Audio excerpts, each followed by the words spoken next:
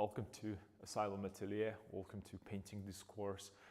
Welcome to continuation of my fragment painting that I'm working on, which is based on a historic event that occurred a long time ago.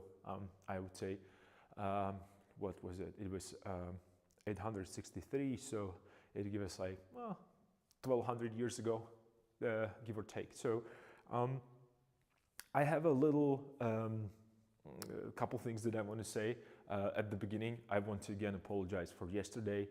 I couldn't manage to fix the problem. I was not able to rather fix the problem for the stream, so I apologize for that. Sometimes it happens. Sometimes the technology works against me, not for me. Unfortunately, there are loose ends that I cannot control, and one of them is the internet provider and yearly maintenance or weekly maintenance or monthly maintenance. I don't know. I really don't know. It was last minute call, so I think that it might have been a problem rather than just the maintenance, but that's what was happening yesterday. It's behind us, so again I apologize. I'm sorry. Hopefully it won't happen again. That gave me some insight about having some kind of a backup ideas what to do and how to approach that. One of them would be a Twitter account that I set up and linked to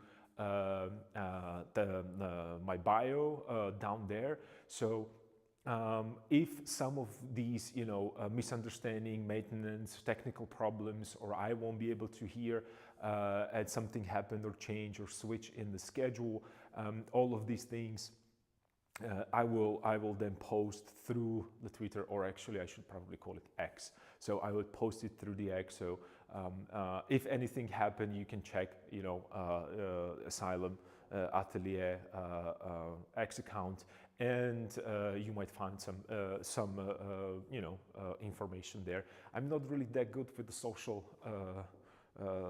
media sites or applications, so let's see how it's going to work. I myself, I don't use Facebook or Instagram or any of that. I have a website, and I have right now that X account. I thought that it might be the easiest way to get you back up to speed with what is happening. So that would be number 2. And number 3, I have a couple people coming to my studio to check some paintings, and we will have a maybe short conversation. So it's going to happen actually right now. So give me a couple minutes, and I will then continue with the stream. So I'll be right back, and you keep working, okay?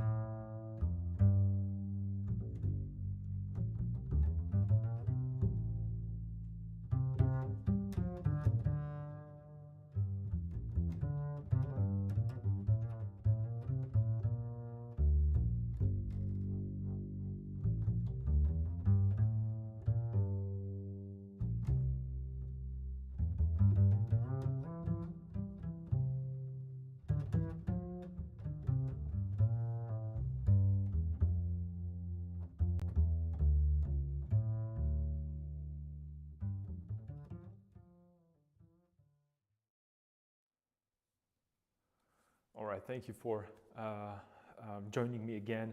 I apologize for that brief intermission. Let's call it intermission. There was a family here that they were interested in the portraits and family portraits, and it's part of a having a studio or having your own atelier, and also it's the part of that season right now that a lot of people is talking about, what to do for Christmas and how we're going to give a gift to ourselves as a family, something a little bit more profound than just profound. I wouldn't even call it profound, rather I should say to gift a present to yourself, something that will kind of bring us together and like just a little bit of a memory for most of the people. So since my studio, it's open all the time for anyone to just come in and look around and maybe talk or being a part of that creative process. They just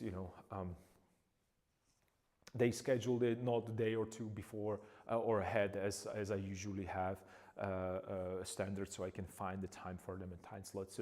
But anyway, I don't want to waste any more time with that. I want to get into painting and what I'm going to be working on today, since as the stream is going to be 1 hour shorter because of that that other thing that I have to the private how would I call it? What was it? It was a private studio tour. Let's call it that way. It was a private atelier tour, and they came as a whole family with one little maybe future painter as well. So I couldn't say no to them, and they were awesome. Yeah, I hope that you had time to paint while I was not present. As you can see, I moved.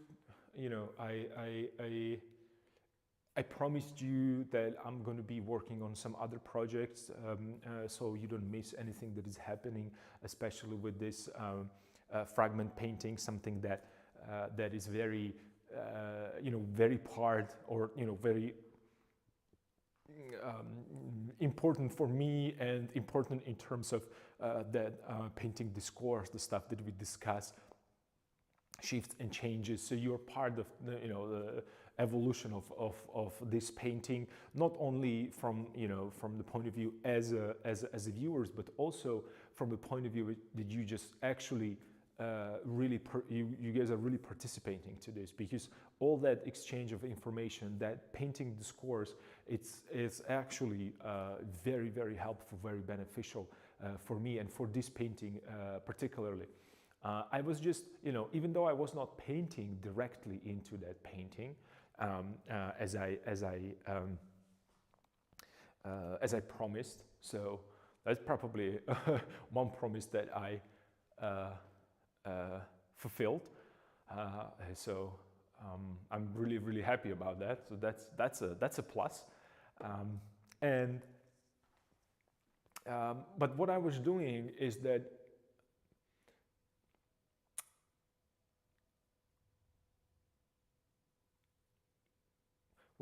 we have, and by we I mean viewers or people, that they don't really go into depth of that kind of the depth what painting is about, and probably the easiest way is to talk about just the viewers, the people that are interested strictly into a final product. They don't really go into that idea of how that painting was created. They understand that there is some kind of creativity that plays a big role, but they don't really think about how does it actually work to go from nothing, and by nothing I mean blank canvas, to final piece. It's not always about drawing or painting or creating. There are moments that you have to stop yourself. You have to think about how do you want to continue? How do you want to approach the problems that I have with the portrait, and or issues, or maybe not even maybe I shouldn't call it issues or problems. It's just that exploration of that expression that I'm looking for. So I was moving the canvas back and forth, left and right, upside down, tilting it or flipping it horizontally, vertically. I still have my mirror right here, which is extremely important because that's just something that I look at. And even though when it's in this stage, I still look at it in the mirror reflection. Not necessarily because, well, it's not that it's not necessary. It is absolutely vital. And let's just go ahead and say necessary. I think it's absolutely necessary for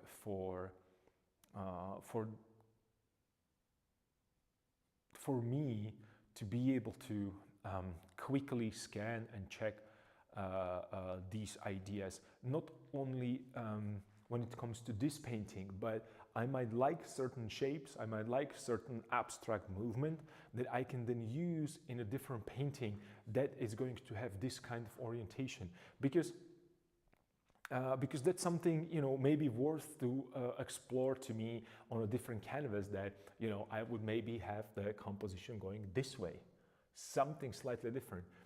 And I really, when I talk about these abstract ideas, I really mean them. I really think extremely abstractly about these things. And it takes time for me to really understand, to really be able to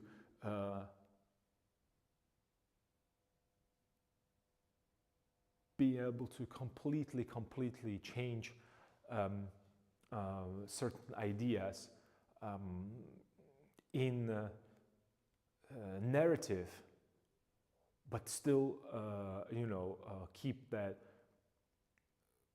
compositional coherency.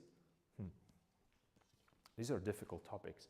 I just, I went quickly from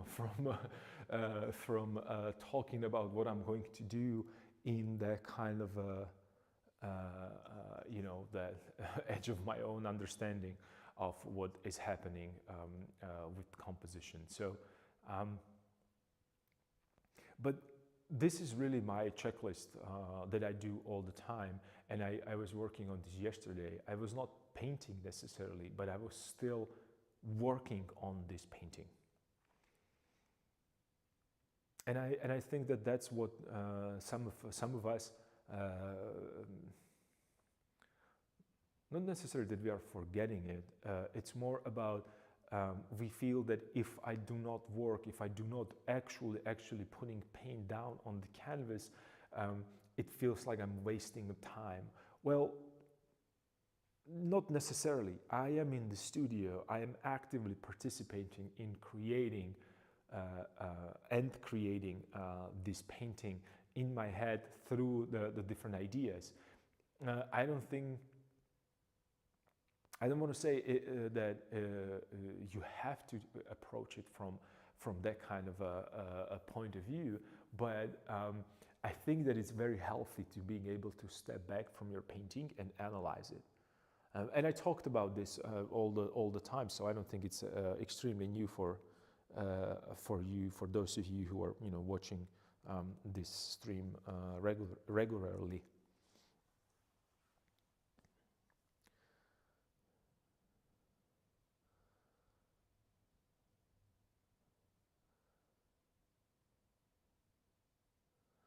Oh, this is actually, I'm going to read your comment again because it's actually pretty important. And you said that I took the opportunity to look back on your older videos on YouTube on this fragment painting. Was interesting to see how it evolved. You're absolutely right. And that's something that shows you these moments when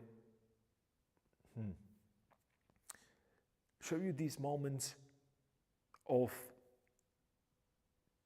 I don't want to say struggle necessarily, but that exploration, that journey that I'm talking about, that technical narrative. You can see me just moving the hands.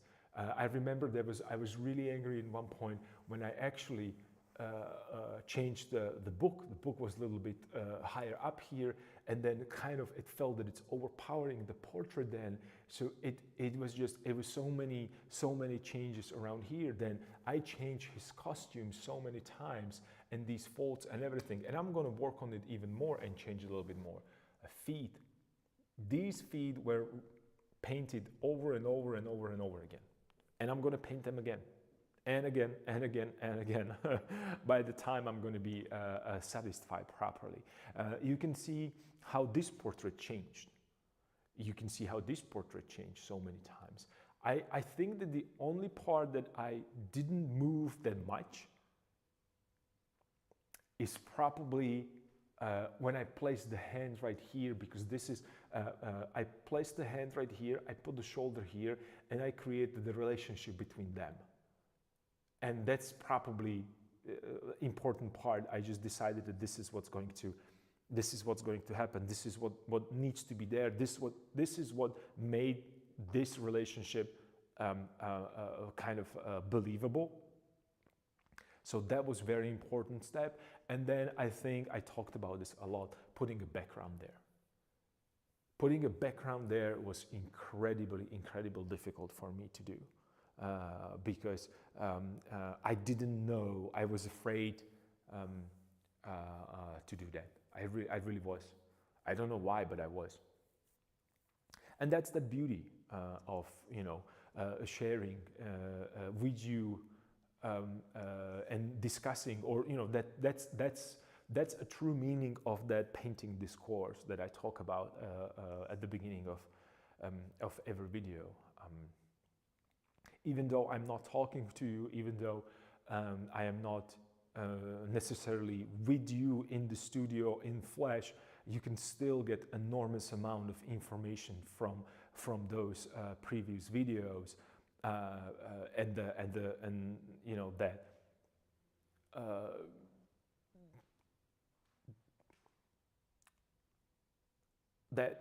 you can really, I believe that hopefully it is visible there. Hopefully it's really showing through that I struggle with these things every day. I really do. I don't say this because I need some kind of a validation. I'm not saying this because I need to be, you know, pat on the back. I'm saying this because I know that you struggle with your artwork as well.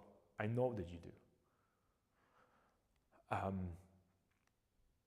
And if I can power through that, you know, not necessarily disappointment, but, you know, if I can power through that a stage of, you know,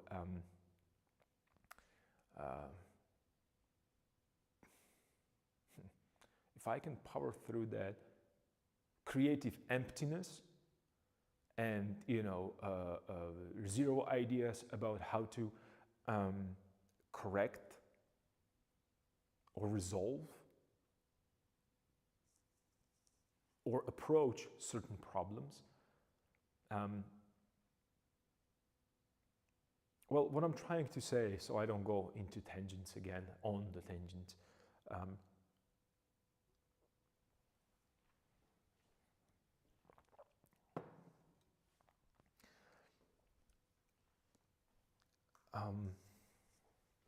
those videos, and that archive is there.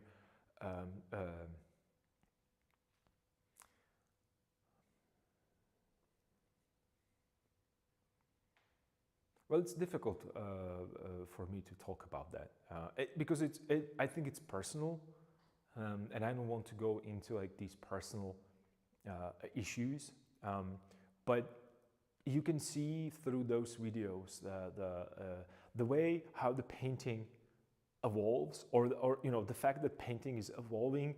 My understanding of what painting is evolving, and also that painting really talked to me in terms of that, well, if you do not do your work, if you do not do your research about what you want to do, you're just going to pointlessly move yourself through the canvas with no particular reason. And I don't know where I read that and who I talked to about it, or where I come across that idea that that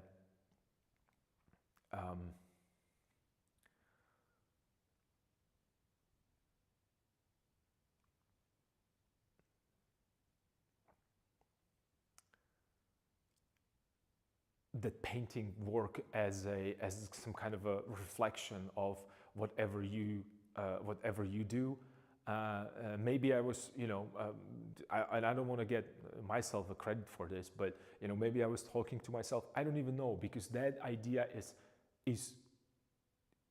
has been present actually since the first day I started to draw. I didn't know how to put it into words, and I'm pretty sure that you have a same kind of experience with certain things, that you don't know how to say or express certain things. And I found that that painting perhaps would be a better medium to describe certain problems. And they're not only problems, they're very happy things. You can see me being happy that something went really quickly, and I achieved progress. Like I stumbled into progress, not knowing that, oh, this is going to work. And you can also see the days when I'm really angry.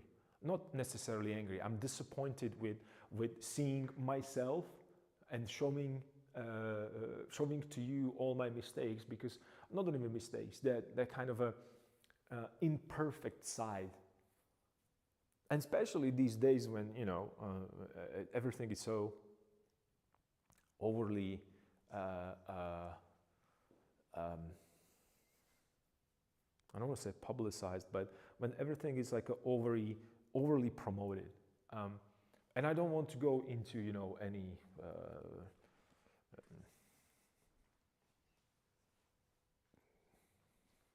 I don't want to talk about I don't want to compare certain. Like, I don't want to talk about the fact that Instagram kind of shows a certain unreal world, which is actually exactly the same thing that I'm showing. So it's weird to talk about it that way, but there is no difference between a perfectly executed picture that represents only a certain small part of the life. And these paintings, because this is also just a fleeting moment of their journey. But I'm hoping that working on this and putting not only the technical narrative, but actually historical narrative, and trying to capture these emotions and capture the certain emotions. And maybe I'm overthinking it, and perhaps I am, but that's something that I like to do. And it takes time. That's what I'm trying to say, that it takes time. And let's paint, because I'll get into, I just want to adjust the camera, so just give me a second, guys, so you see my palette a little better. Okay, because I was using my, because I'm using my cell phone as a secondary camera. What am I going to lie to you? You can see it. It's how it is. Obviously, I'm not a streamer. So yeah, let's get into that painting. I'm going to continue with that portrait, and that's another reason why I put it this way. I wanted to see how it looks. I wanted to see when light from that dominant window, that it's right here, because I have another window right there. So I call this one dominant. It's hitting that those brush strokes from a different angle. It's extremely important for me to see it. I put it on the other side of the studio. I showed you that. I put it there in the background. How would it look on the kind of a wall which is not necessarily a display wall, but it gives you a good representation of how the painting is actually going to look, because it's flooded with light. The direct light never hit it. It would never be able to hit it. I'm doing all these things, and these are part of the painting. So, and that's what I was trying to also show you with these streams, is that it's not always about painting, act of painting. It's not that I have to sit for 4 hours and I would paint and repaint a new portrait, another sketch, another this and that. It's not always about that.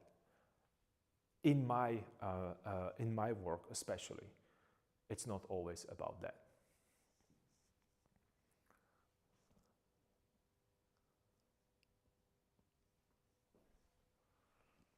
And I have to be true to that, because if I'm not, I'm just, I don't think I'll be able to continue working on it. So I'm going to do the same thing that I did previously. I'm going to grab my palette knife, and I'm just going to adjust that surface. And adjusting that surface, it's again going to give me a good kind of a base to start painting on.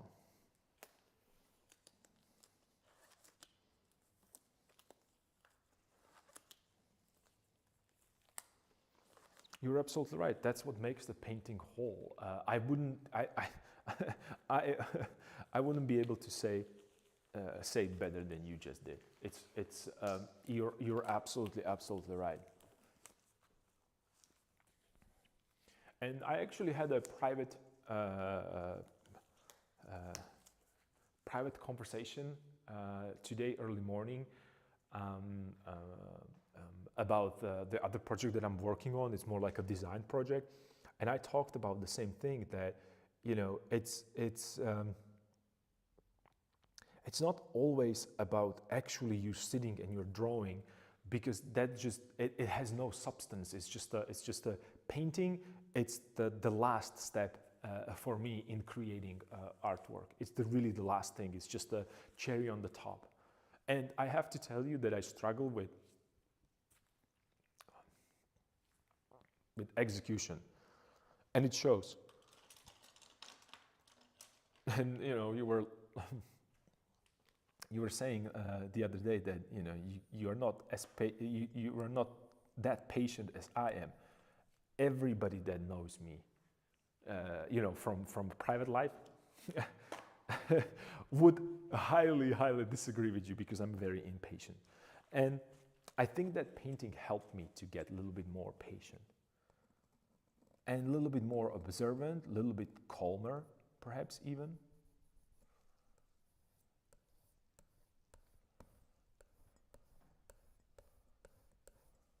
I hope that it's not going to drop on my head.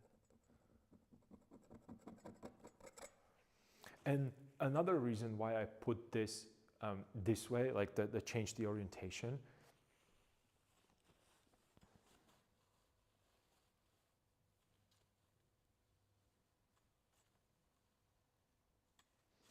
yeah, it's weird. I know it's weird, but I have to say, and this is strictly me from my personal life, that I think that painting saved me from being a bad person. I think it did.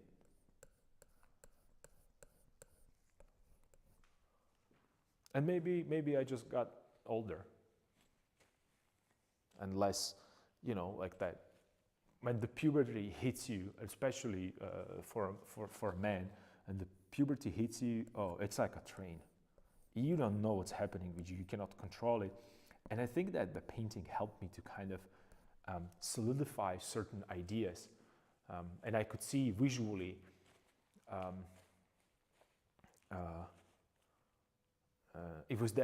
I think it was, for me personally, it was the only feedback that I couldn't ignore. And just to make it a little, just to make it clear,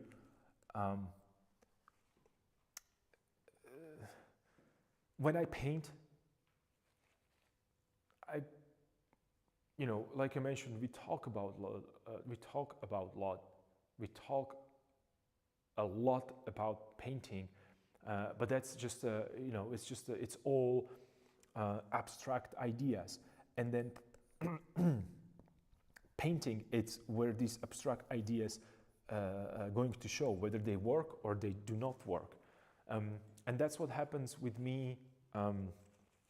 When I was younger, you talk so much stuff about who you want to be, what you're going to do, and how other things are really bad, and so on and so forth. And then, you know, I paint, and then there was immediate kind of a feedback that I couldn't lie to, because, oh, you painted it, it's bad. Everything that you were talking about, how cool you are, suddenly you can't prove just you can't even paint a simple object. So I think that really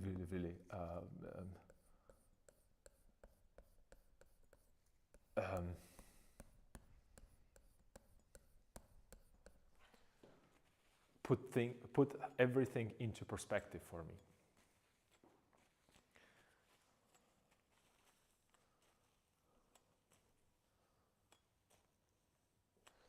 Yeah, I would be. I would be really angry, self-centered.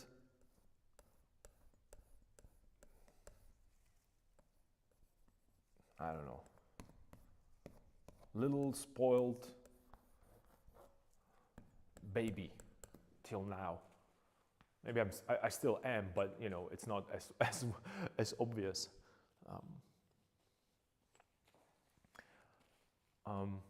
Enough about me, rather, because I don't.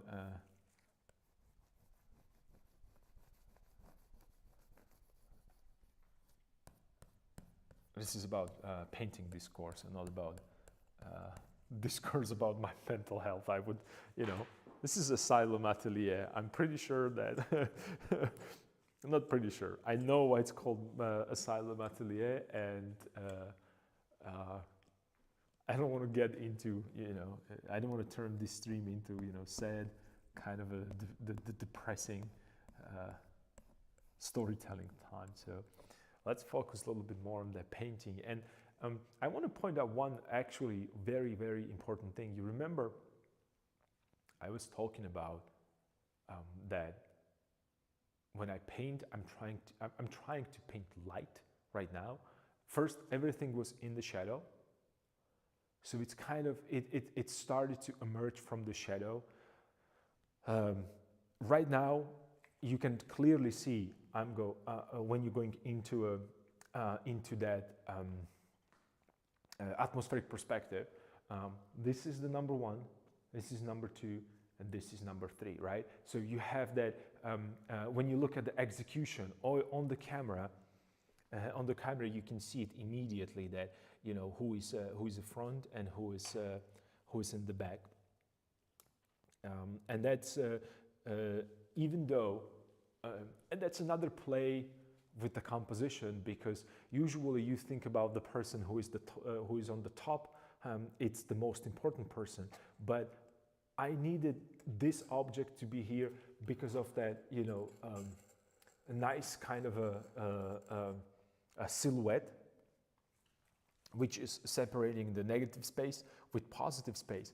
But I couldn't put the main figure all the way up here because it would just look strange to me, because I tested different sketches, it wasn't working, and I wanted to show them kind of like, you know, they're going not necessarily downhill, but yeah, kind of a downhill. So because I wanted to show that someone is going like from behind the hill, someone is on the top of the hill and someone is already descending, because that's that kind of a timeline that also show a certain progress.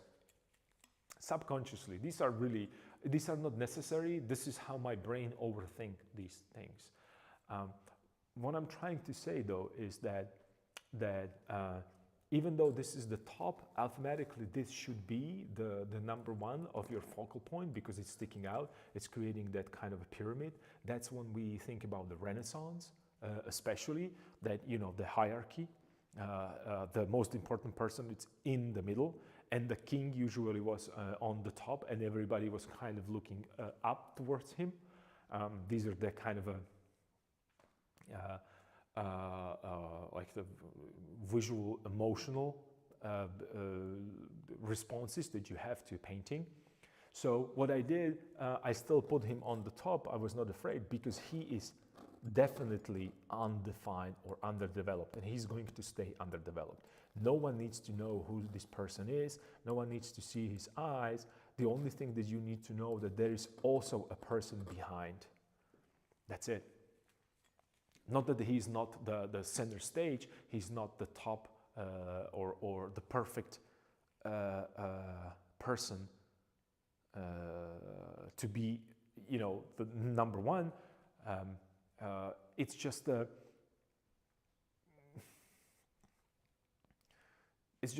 you know, part of that visual communication with the viewer. Another thing that is very important for me when it's like this, I can better evaluate certain angles, and I can start looking at this painting as a shape rather than just literal meaning of this is a book, this is a staff, this is a face. Because right now, if it's this way, it's not a face for me, it's a shape.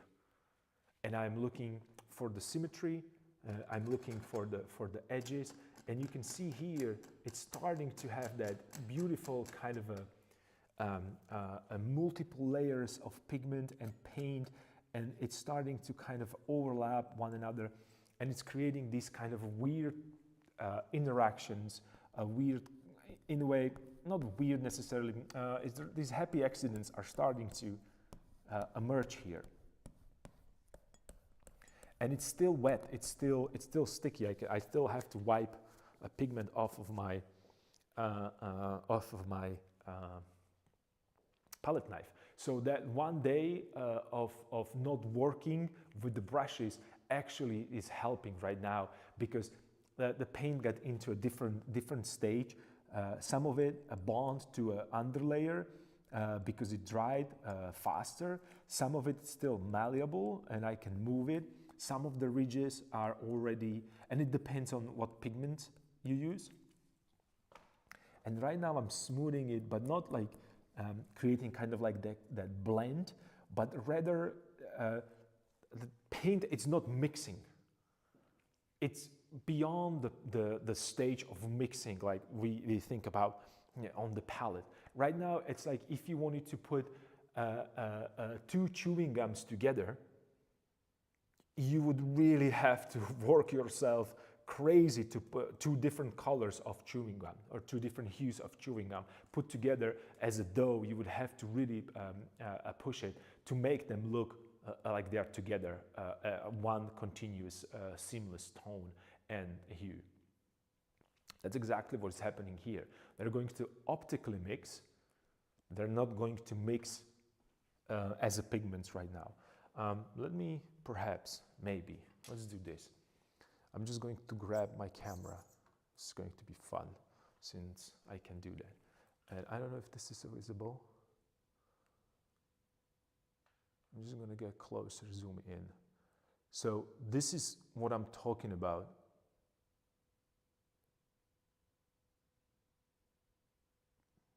I'm trying to position it, right?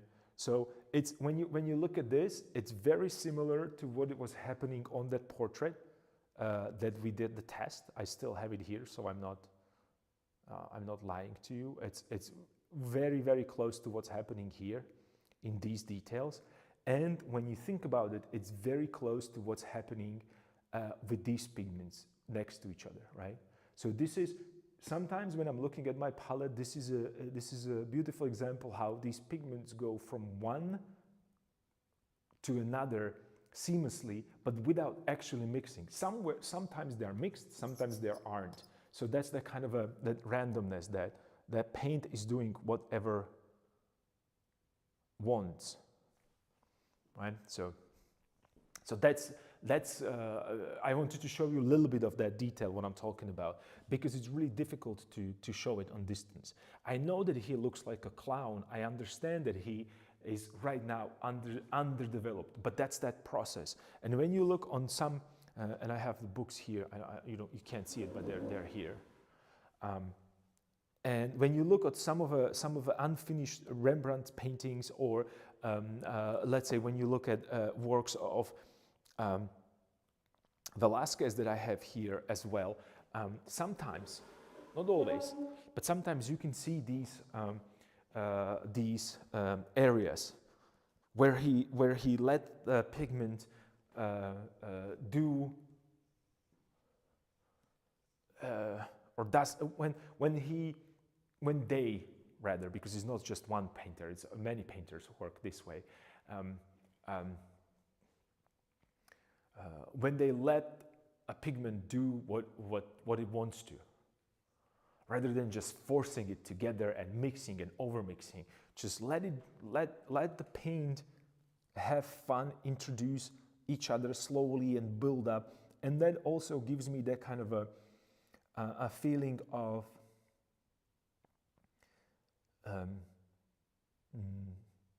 a pigment existing not only as a flat surface, but also as a three-dimensional part of this three-dimensional illusion. I don't know how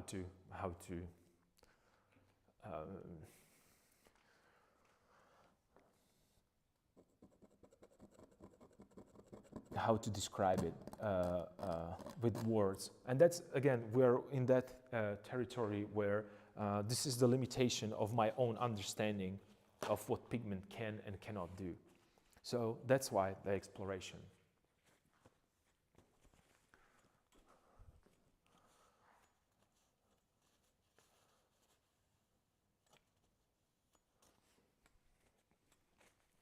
You like the texture? Okay, cool. I'm glad that you like it. This is, you know, I'm not claiming that I invented this. That no. There's plenty of painters that done it before me. It just this, and perhaps this can be definitely.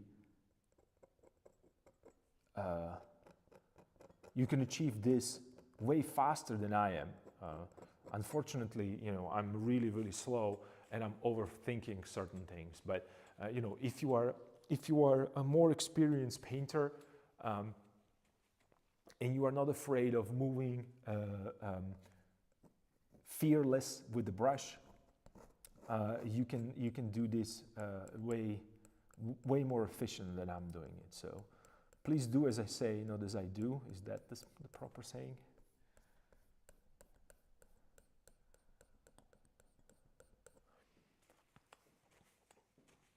And I'm trying to, you know, we have these guidelines that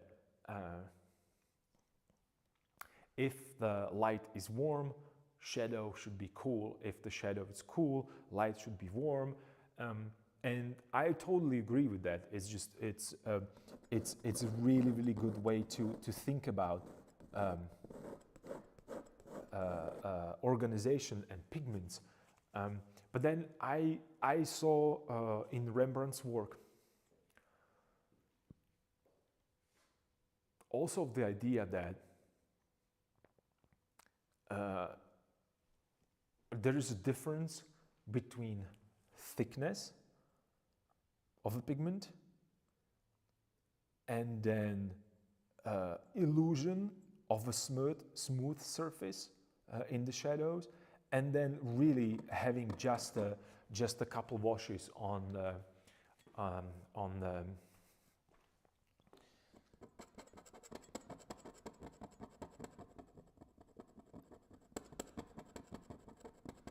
softening. I have a couple washes on the surface on that imprimatura, and you can hear that I am actually scratching the paint in some places, searching for that.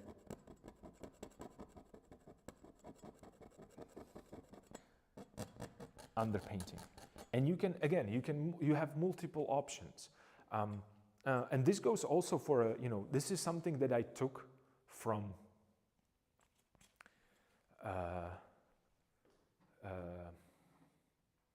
Ekpentra painters.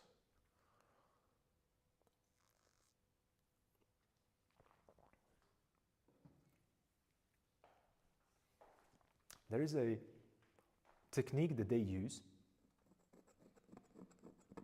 because I haven't had the chance to paint with actual, egg yolk and the pigment. But I use the tempera pigment, tempera painting, but just the one that you can buy in the store.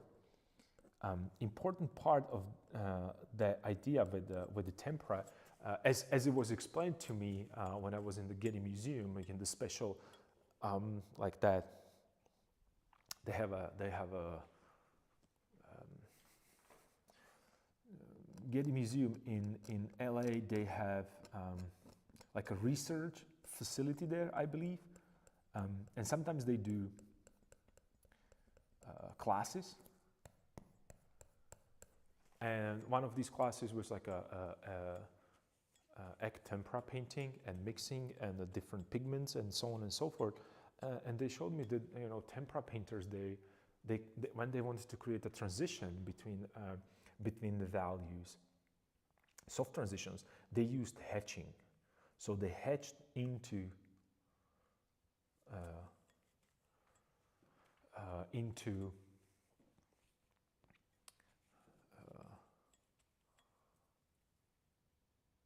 like they would create the form with the hatching, because that was the norm also from that really strong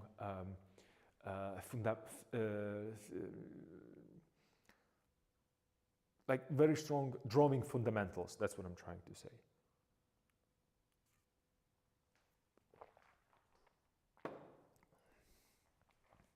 And what I'm doing right now, right here, is that you can, as I show you with these, with the different brushes, and especially with the old brushes, that they are dry and you think that they are really not good for anything, they create that hatch marks just simply taking a pigment straight from the,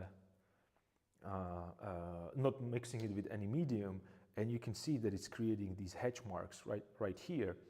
So I have these hatch marks that are kind of dried, but not completely dried, and then I can scratch into them this way, like into this pigment. So they create the kind of a weird hatches that, I don't know how to say that. They create a kind of a weird, it almost looks like a silver point, or when you're hatching with the pencil.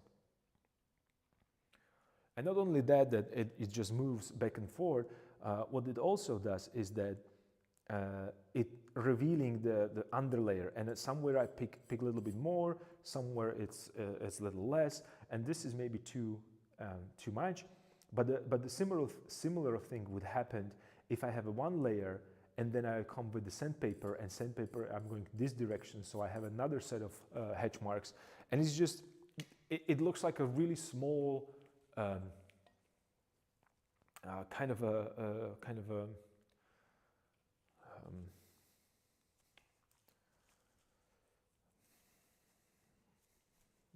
how would you call it? Like a small. That's the part of the technical narrative, and what I'm trying to say is that I'm thinking about how to describe. It's like the technical narrative, that something that was underneath that you shouldn't see suddenly come to life because of this. That's like that. That's that Control Z that I'm using, not to erase, but to implement rather what is underneath. Because yesterday was mistake, and today that mistake kind of fits into the narrative a little bit more. And I didn't know that, you know, it's going to fit into a narrative, because I didn't have the whole puzzle pieces laid down on front of me. So I didn't know that this is, it's not that it's a mistake, it's part of a larger idea. It's like a unified quantum theory that we don't have yet. And we think that we might have it and we don't, because someone brings some more information. And that's like a very, very vague metaphor. And, you know, I don't want to compare, you know, physics with painting, because how could I? I'm not even close to that level to be able to create this comparison, or prove or disprove whether or not they are similar or not. But I'm thinking about that as this is that kind of a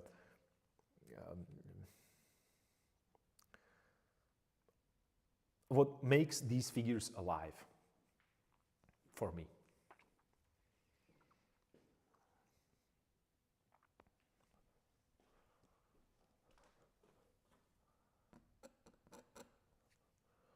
So it seems that I have a little bit more of that lighter pinkish value here.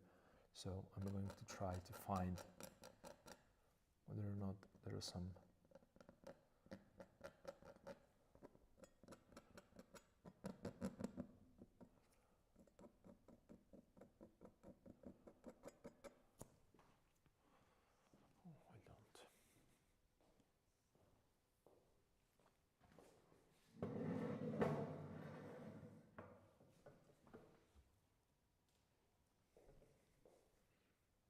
okay.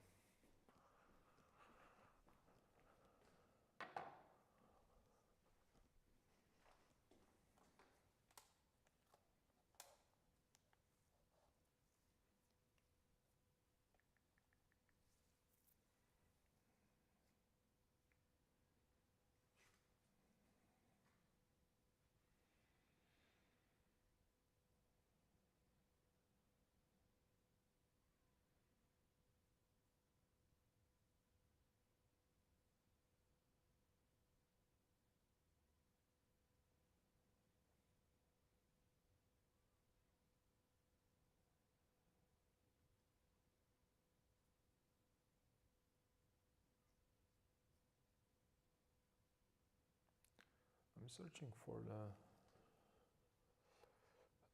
a little bit more anatomy. I want to bring a little bit more, not necessarily, you know, like a anatomy, but more of that that combination of where would the light appear on the face if, you know, if if he is outside. That's what I'm looking for.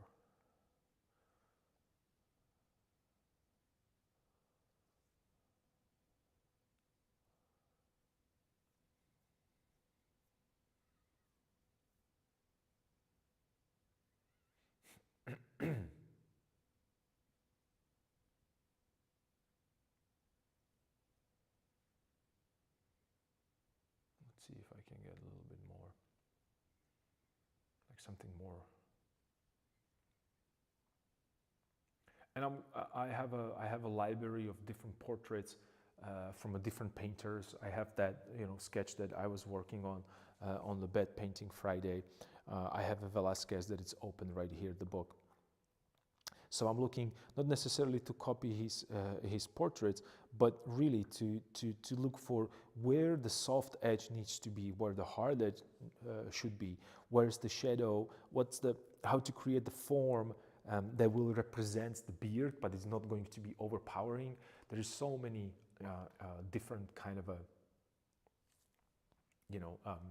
ideas there, and I think that the eyes are still a little too much present, right? So they are taking too much attention to itself. So maybe they should be softer. Perhaps they should be softer.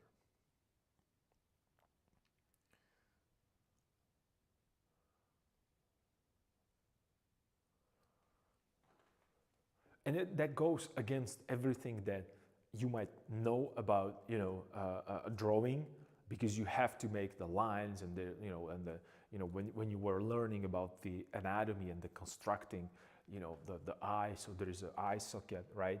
And in the eye socket is an eyeball, and around the eyeball is wrapping the eyelid and all these. Yes, you're absolutely right. But there are different ways to describe it. You don't need to use a line necessarily. And I think that Rembrandt is a good example of that. And Velázquez, of course, Titian, so many greats.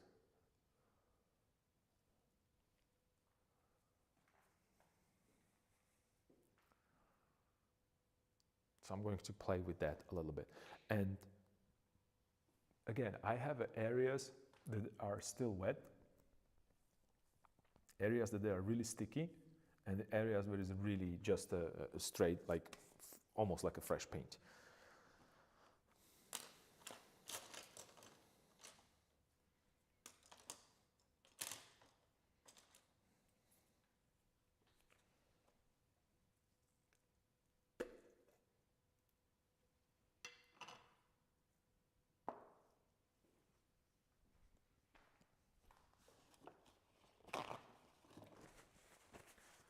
So let's get into it.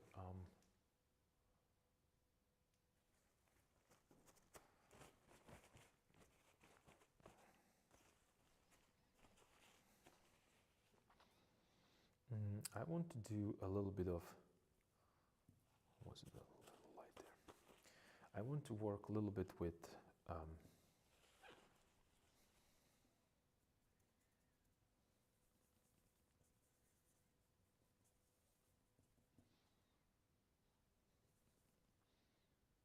just a touch of a black. And the reason why I want to use black, because I want it to be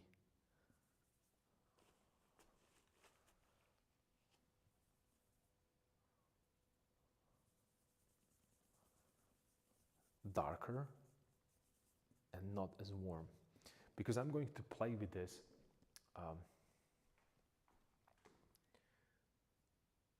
yep, a little bit in the shadow. So I'm going to, on already existing area, I'm just going to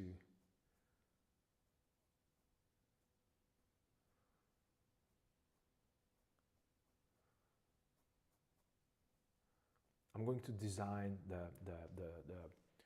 eye sockets a little bit more, so they're just going to be softened. They're not going to pop that much from there, because he looked like he's just about to,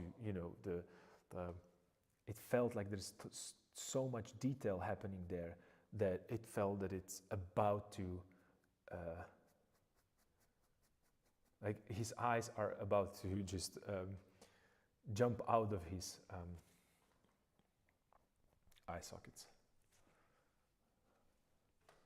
And then remember, I put that really dominant yellow ochre there, but I was not putting it there because I want his beard to be orange. I put it there because I want it to be light, and I want to have that warm underpainting. Because when I bring the darker black value on top of it with these, like just with a little bit of paint, it's just gonna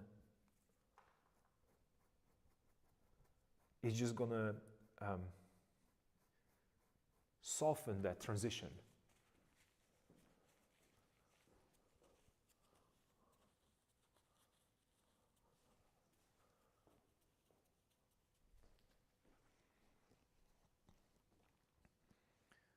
But they would tell you in the school that in the ateliers that you should not use black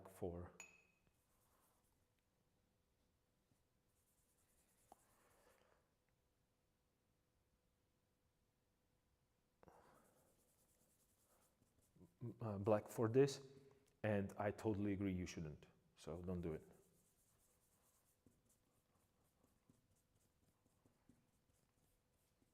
Of course you're going to do it. I'm doing it.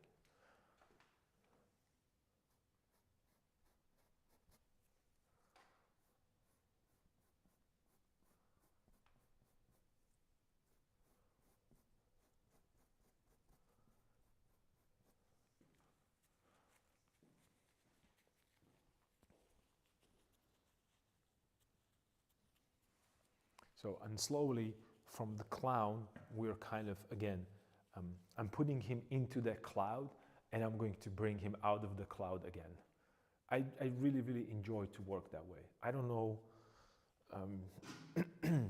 and that might be a reason why I'm a little too, how would I put this? Let's put a little bit of that transparent green that we talked about last time. Let's hit it a little bit with the black.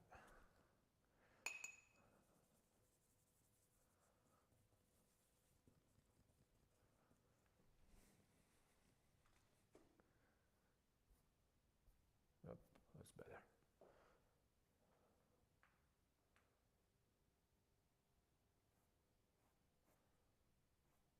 So I'm bringing the darker values from underneath, yeah, right, where the shadow from a hair would lie. But again, I'm trying to make it work as a whole. You can see me, I'm not painting a lot, but I'm painting enough to see the change. And then I wipe it away a little bit to create a really soft transition, because I am not just putting a pigment on top of a dry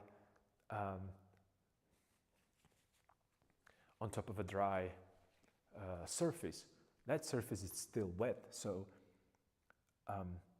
it creates, again, like weird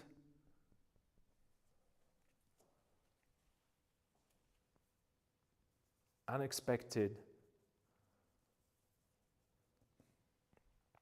uncontrolled effects.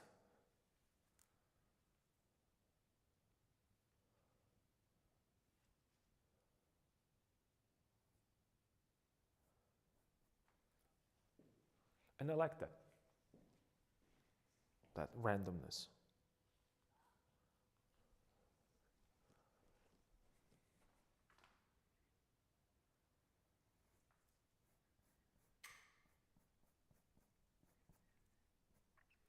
And that comes back to that, I'm not necessarily repainting it. I am adjusting a certain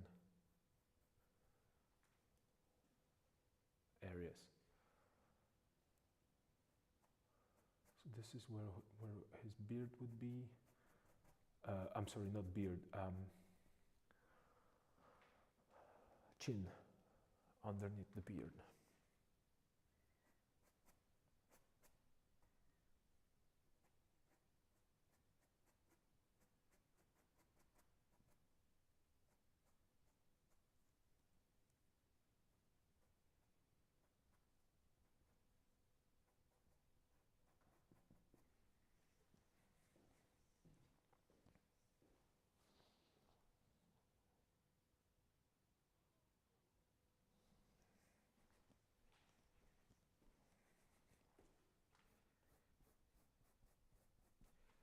So let's get rid of that really saturated, yellow in his hair. And as I'm doing it, I'm actually trying to create a little bit more like an interesting kind of a shape.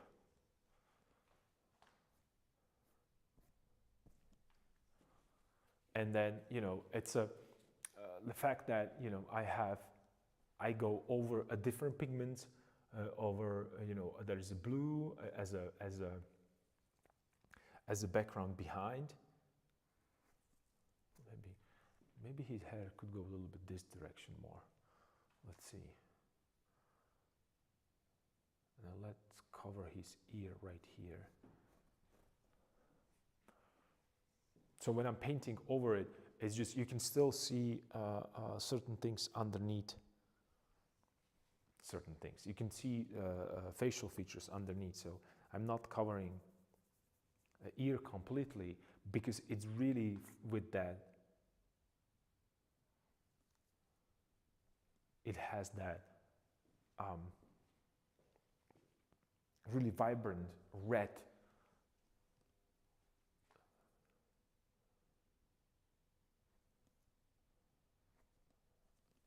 And it's always going to show through, especially because I'm using a very transparent pigment. So as it dries, as it sits, it's just, you're going to see that, you know, that it shows through, that it's just kind of a seeping out of that slowly.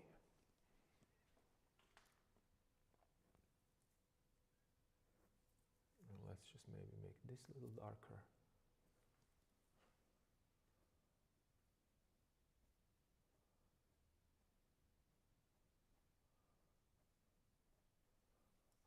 Right, to put it a little bit more closer together. But I still have a feeling that those eyes might be a little too much.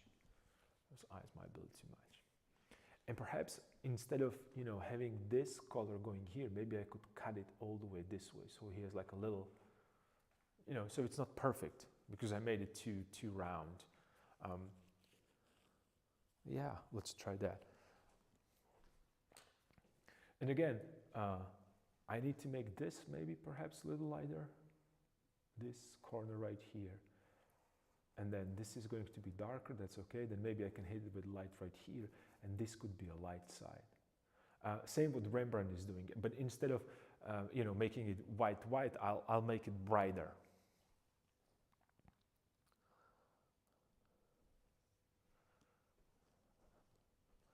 Let's see.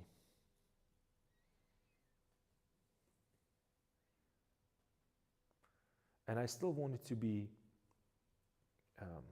like a cool blue pigment, but I don't need to go with the ultramarine anymore because I have the ultramarine here. Your eye already feels that it's blue enough. What I'm going to do right now, I'm just going to make it a little more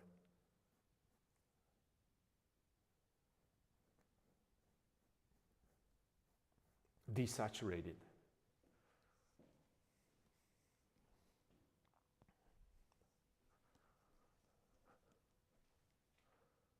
So maybe it could go this way, like so, right here, there, into this. So I'm kind of trying to keep the same rhythm, right? So I have this going this way, this going this way, this is swinging this way. So I'm just, you know, I'm keeping that rotation, the movement of the composition a little bit more diagonal or circular because they are all such a strong vertical pillars there, or right now they're horizontal.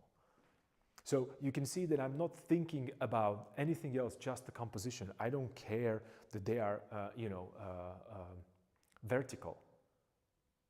I'm sorry, horizontal instead of vertical, because this is not how we exist in the space, right? But I'm looking strictly on the shape. I'm working with the shape only. And that's the only thing that I care about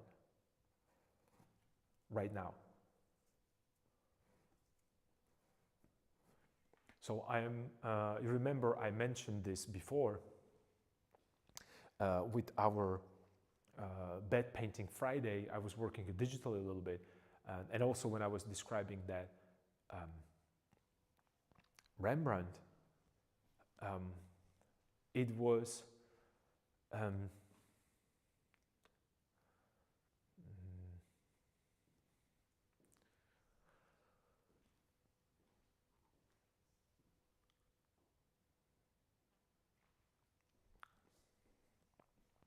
or not even Rembrandt. I was talking about with the night painting. I misspoke. I'm sorry. My apologies.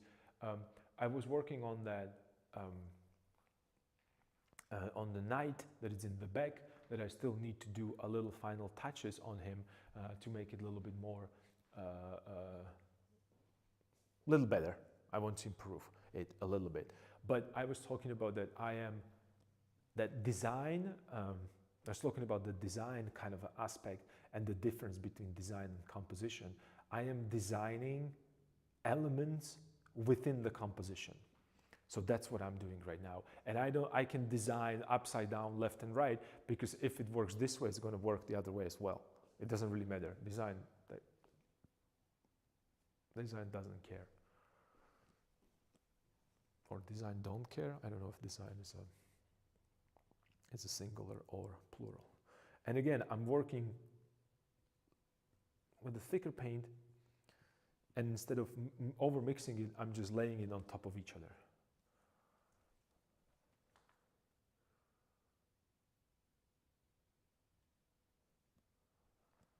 All right, so I push it here. And right now I'm going to kind of cover or wrap that pole into that fabric. So it gives you the feeling that it's actually resting on that hoodie part of the garment.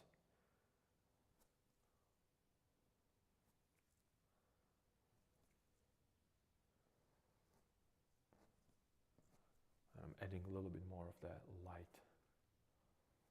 on this.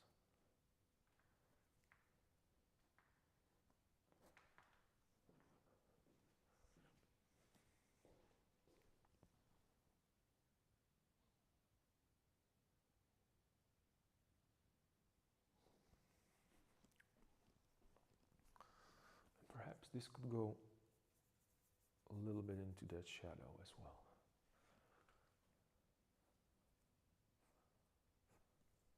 A little shadow here, a little shadow there, and then perhaps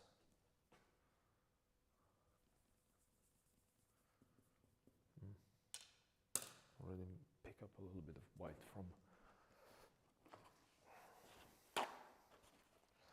So I picked up a little bit of white from the palette, not from the palette, from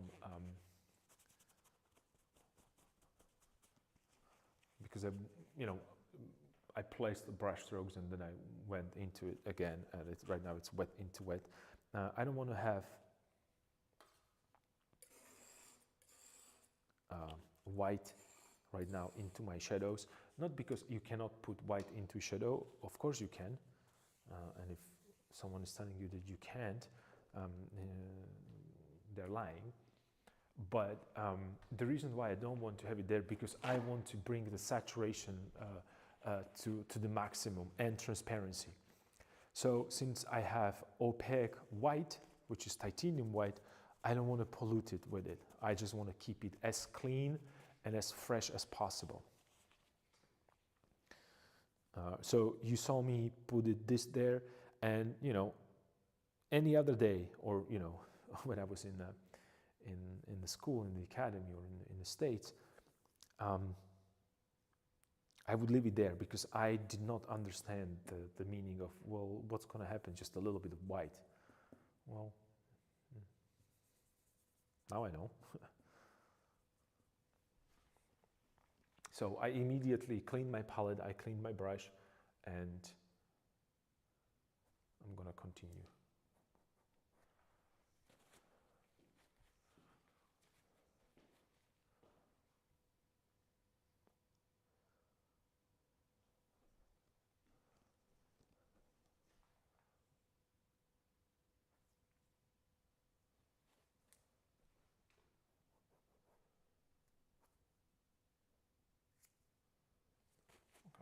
There, like so. So I'm working with these happy accidents, hopefully.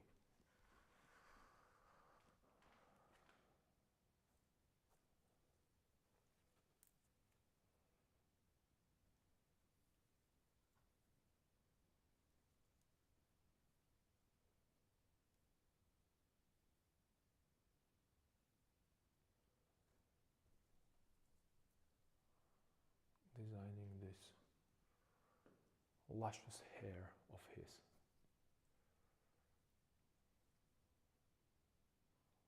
So there would be ear right here. So let me just put a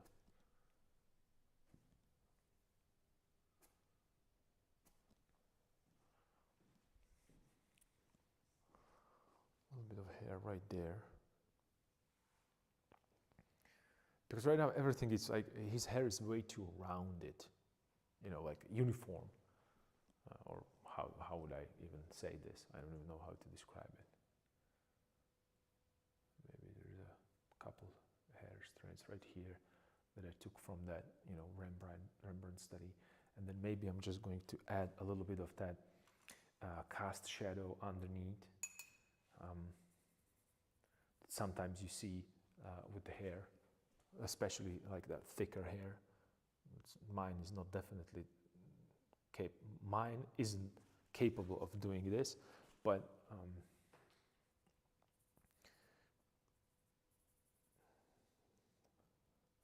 some of you with a cool, like a really nice, healthy, thick hair, you guys know what I'm talking about. You guys know what I'm talking about.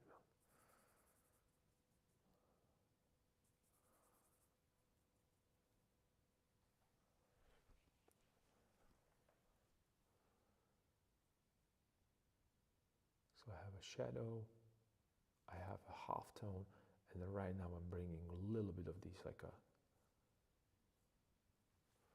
little place, little small, kind of a, you know, cast shadows. And then a little bit more of that beard, or I'm sorry, not beard, mustache, a little bit more.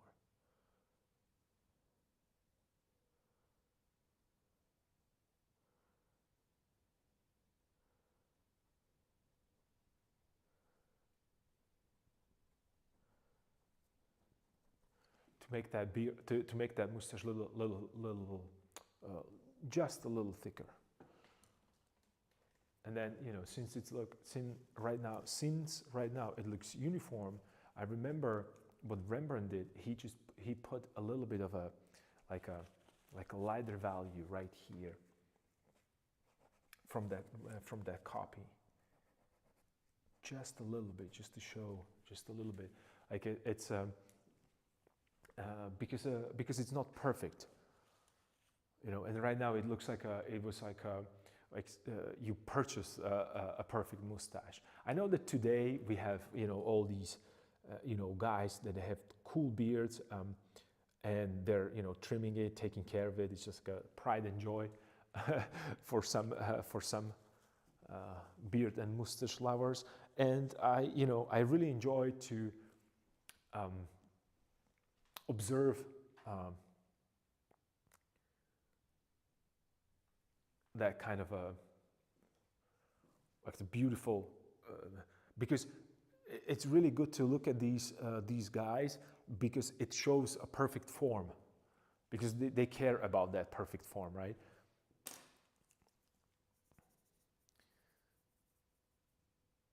But with painting a perfect form, it's kind of boring.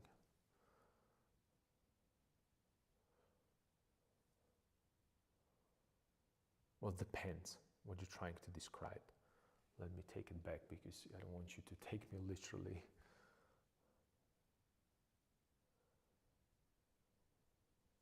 So these guys, they did not have a chance to go to a barber every week or twice a week.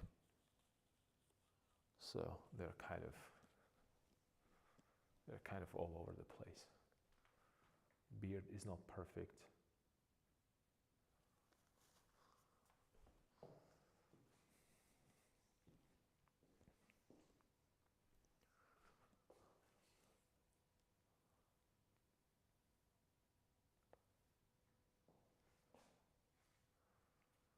Okay, I still think that that upper part should be softer and darker. Upper portion of his hair. But it almost feels like whole this area needs to be.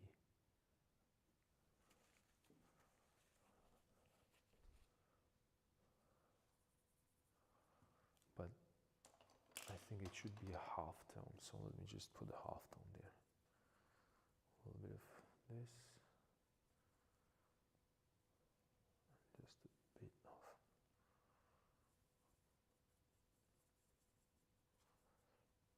And again, I'm adding yellow ochre not because I want a green, but because I want neutral.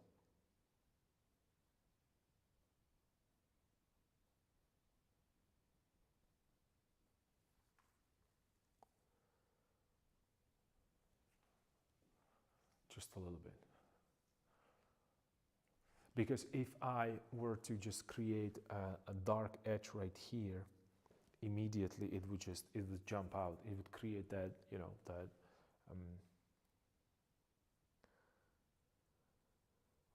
cutout.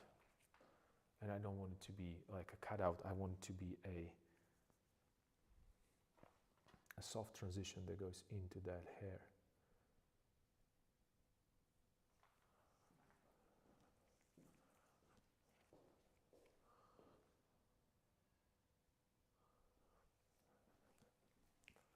And then perhaps a little bit here as well.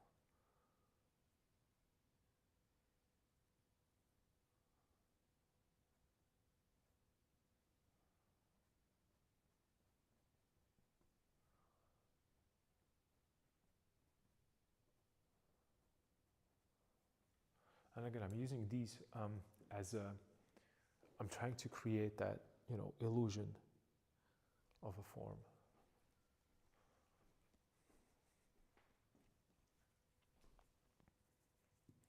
And then a little bit in that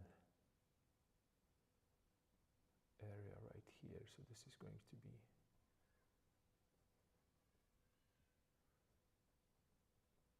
this needs to have a little transition.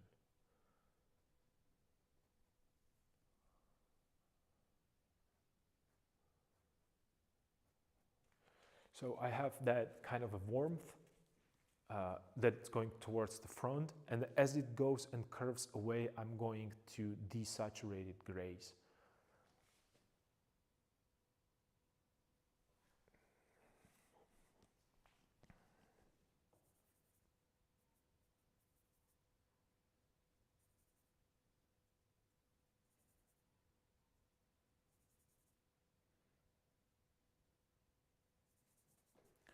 Well, these are two completely different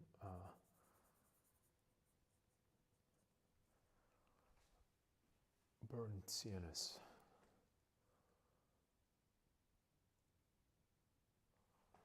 I'm going to make it a little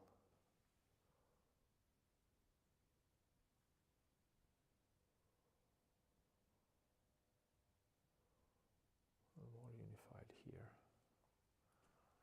and push this a little lower, the shadow of the eyelid, I'm sorry, the shadow of the eyelid.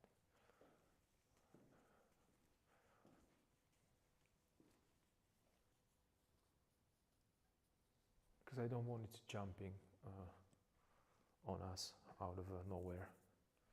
You know, just suddenly there is an eye there. Maybe I could push this little lower. But I have to be careful, because again, I'm making that face mask smaller and smaller. Again, because I'm adjusting it, and you know, even though his head is this big, since this is the light area, you're going to look at this light area and the whole this face, right? So I'm going to be comparing visually the light area right here with the whole head of this guy here. So I have to make sure that I have a head big enough so it does not necessarily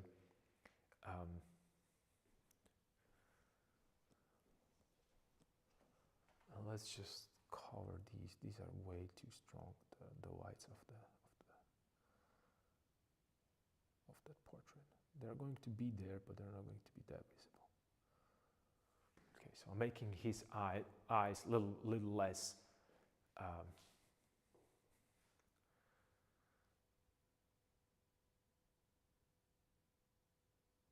drawn and a little more painted.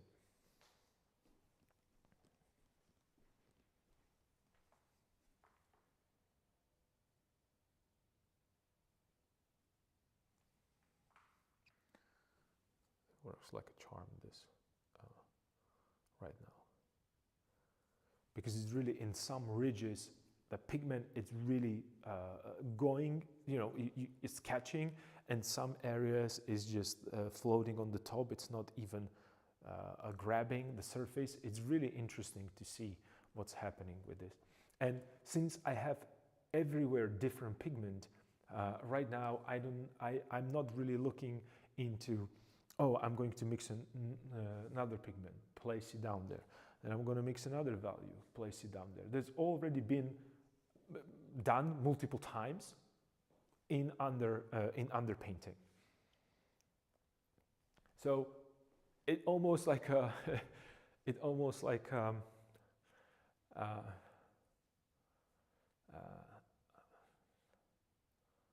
like a building bricks or building blocks. I don't want to say the name brand, but you know the famous one from Denmark. It's like I built it, I didn't like it, I not destroyed it, I took apart certain parts that they were not working for me, and I adjusted and moved it, and then I saw that something else needs to be changed. Perhaps I came and I brought a little bit more of the bricks, and I'm just having fun. I need a little bit of that warmth and saturation into this.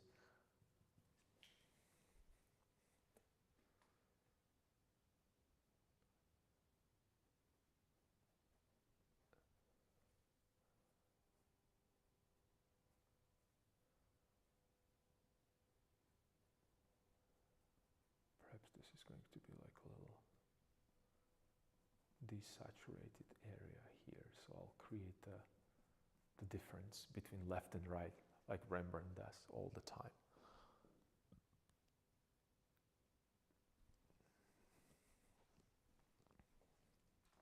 And you can see that I made this area a little bit more with, it is like a skin tone, and this is more like a shadow. So I'm still keeping the roundness of his face, but I'm varying. This is going into from hair to half tone to light, and here is going from hair to cast shadow, which is really, really soft to light. So it's kind of creating a different, that difference. Rembrandt is doing it all the time, so check his work. And let's just have fun, since we're working with all this. Let's bring that fan brush, that it's really, really kind of stiff, and I'm going to hit it, the background, because last time, remember, it was really, really warm, then I moved and I made it really, really cool, and right now I'm going to make it warm again. So,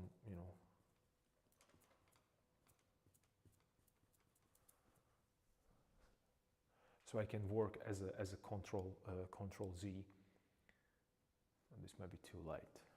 Wow.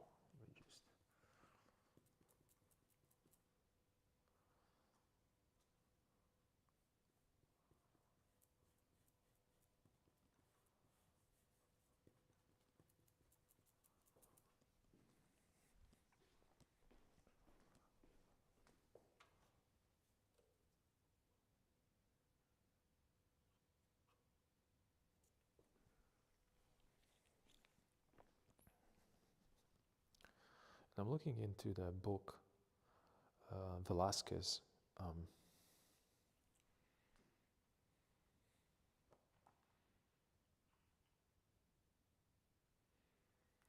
And I am looking at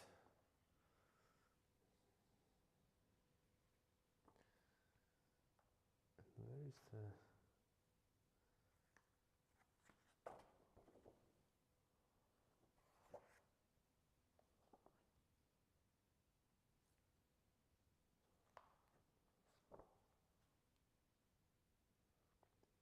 it's the famous Velasquez, and it's a workshop already, because it's a later in his career. It's that portrait of Pope Innocent X, and you can see, because I'm looking at how Velasquez dealt with the beard and the eyes, and look, there is a when you look at it, and when you really go into detail, there is no sharp line there. Not even one. Not in the eye, maybe in the eyes just a little bit, but it's like a cast shadow of a not even a cast shadow. There's not even a shadow there in the eyes. It's more where the eyeball meets the bottom plane of the upper lid.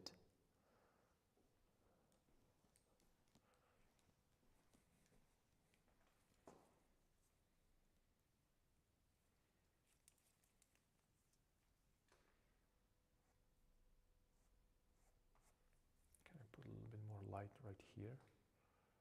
Maybe I could. Into his hair, maybe.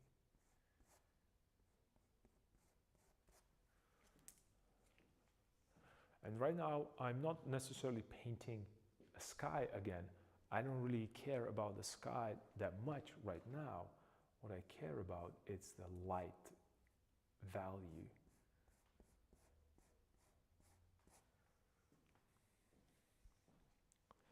Slightly lighter value.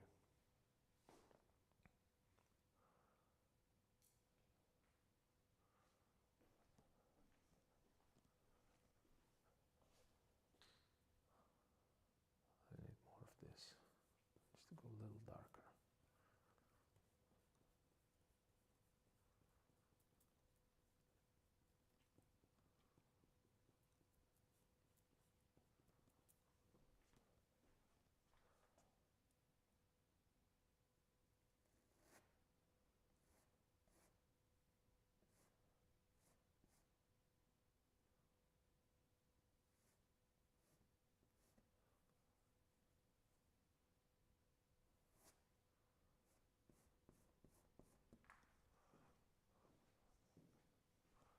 Shaping that hair a little bit. I think that his beard is a little too big. So perhaps I could introduce a little bit more of that skin.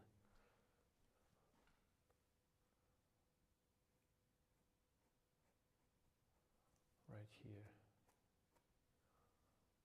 Oh, yep, way better. It goes into his.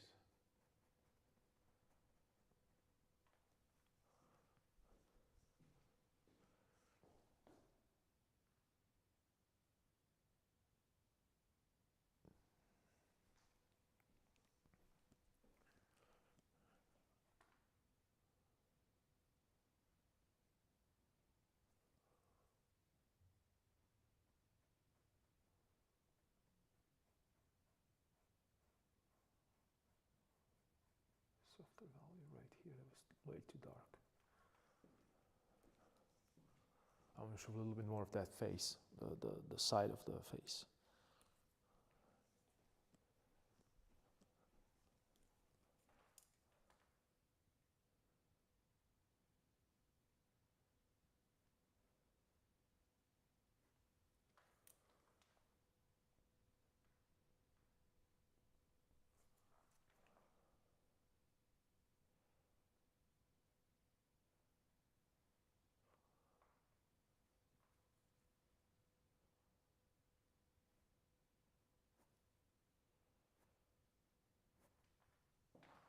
A little bit of his skin from this side.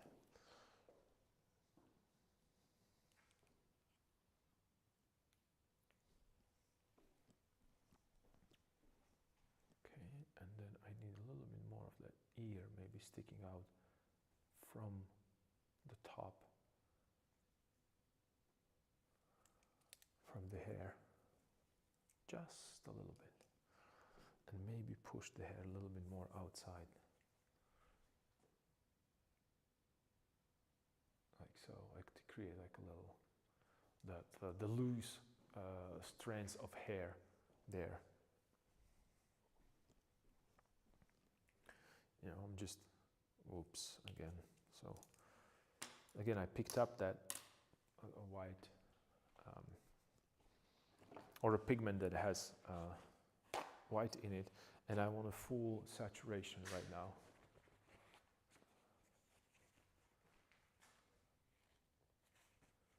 I still think that the face should be slightly bigger.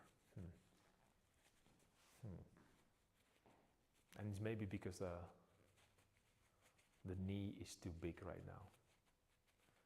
But it needs to be that big because he's the frontal figure.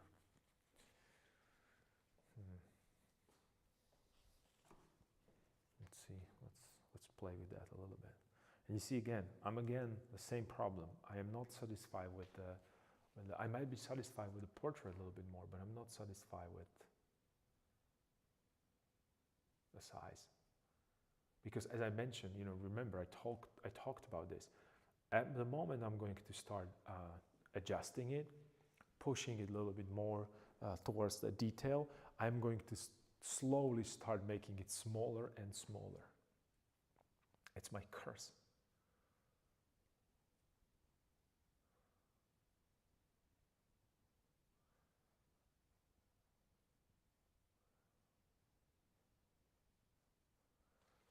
This is where the face is going to be. So perhaps I could make the eye socket slightly bigger.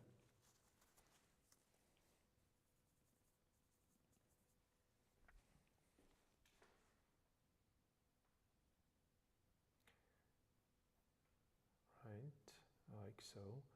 And that would make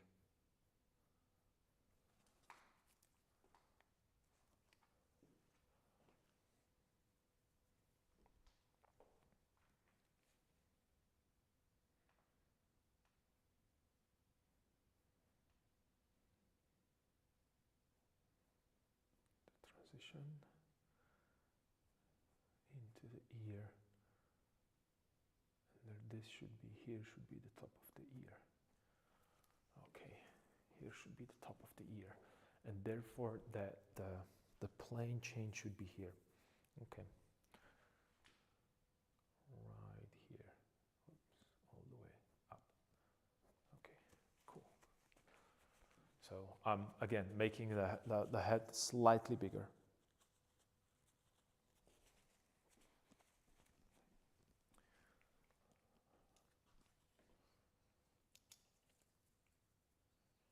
But I feel that I'm very close to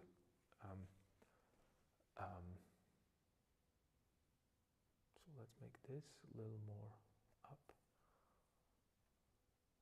almost like it's disappeared.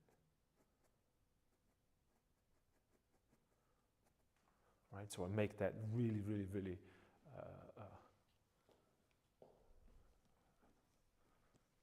obvious that, that's the top of the head, it's right here, and the bottom, it can go even more. If we think about that,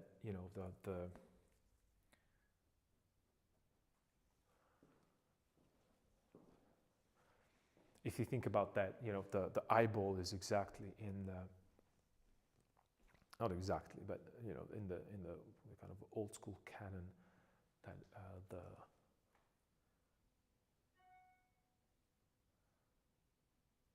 and just a touch. Don't break that blue that I have underneath, and I have that blue green that I put there, and with the kind of a it almost felt like it's a glazing, but it wasn't necessarily meant to glaze because I'm still going to paint into it.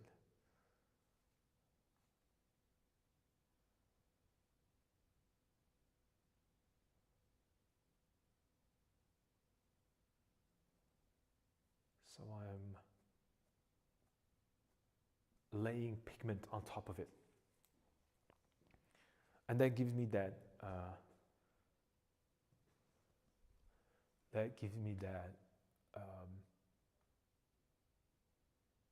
again, hopefully happy accidents.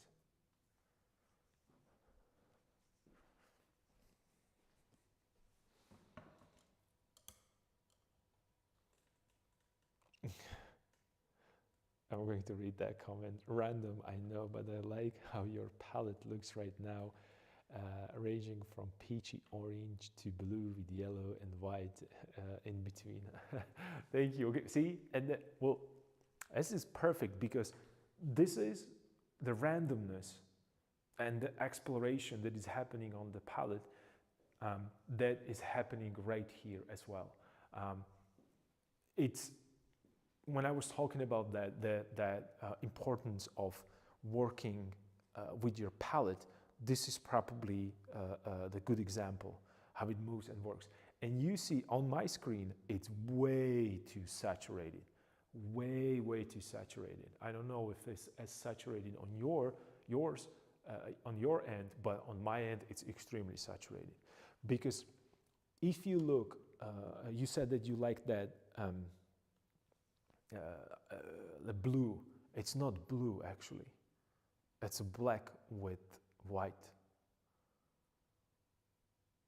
I didn't even touch blue today. And you can almost see, almost like it,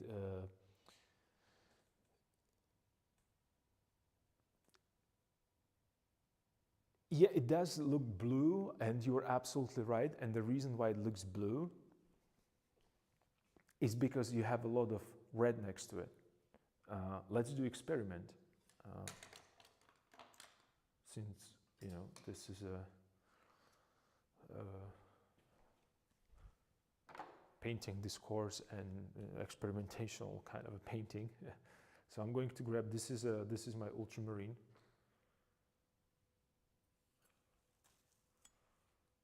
I don't have a,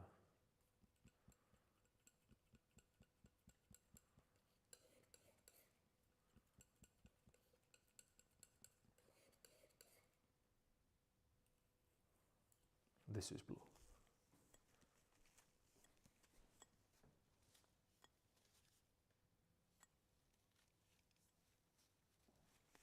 Right?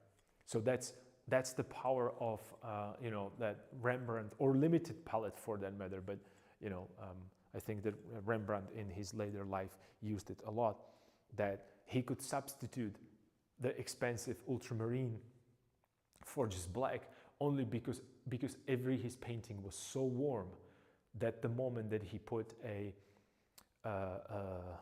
black mixed with white, it all switched to. I actually did a little experiment. I might have it here. Let me check that. I was painting a portrait of another. It's not really a good portrait, but anyway.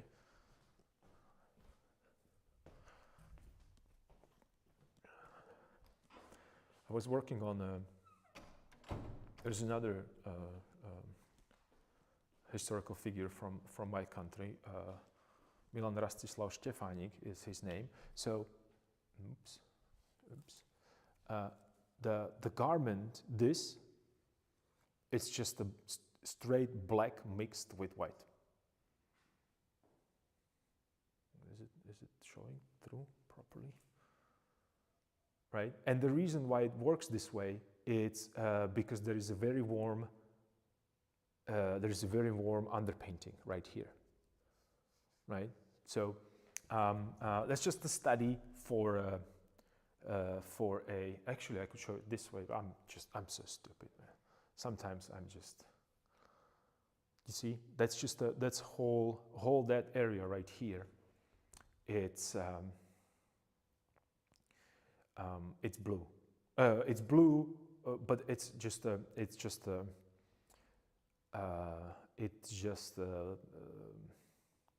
optical illusion, because everything around that is very warm. Right. So that would be a good example of how to use.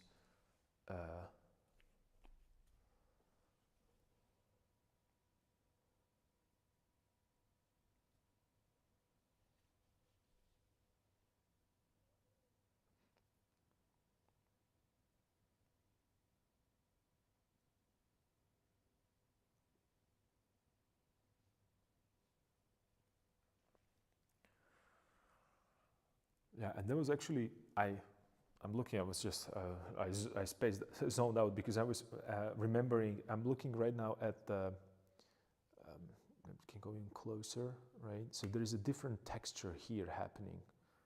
And you can see how weird that pigment behaves around this area, especially right here, this area.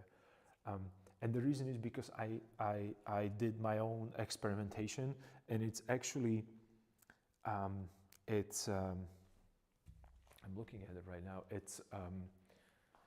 It's my own mixture of that calcite with linseed oil, but the one that it's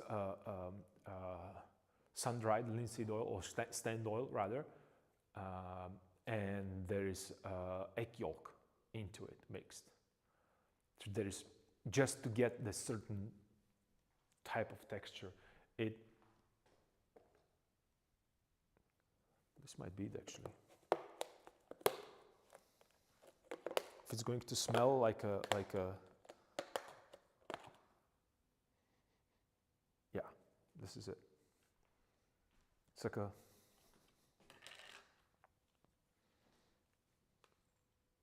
weird paste, and it has a crust on top of it. It's like a honey, and you mix it because, you know, it got separated a little bit from.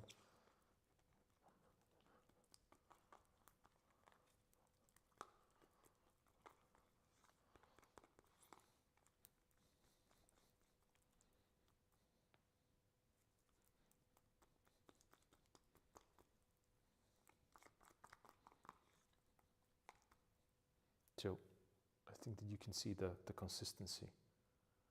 And you mix this into your pigment, and it's just, you see, like it gives these long strands there.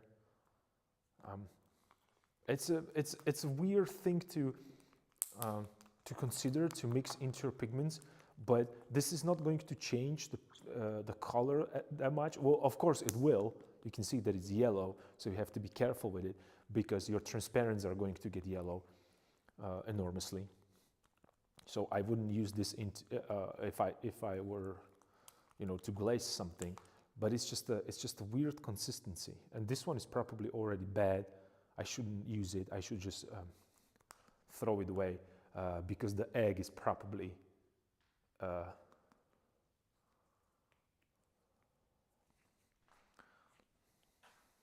gone. So it might actually destroy your painting because it's going to start reacting differently. But, you know, like I said, I do a lot of these experiments, explorations, and so on and so forth because it's I think it's fun, and it helps me to, you know, it gives me, because if you do something like this,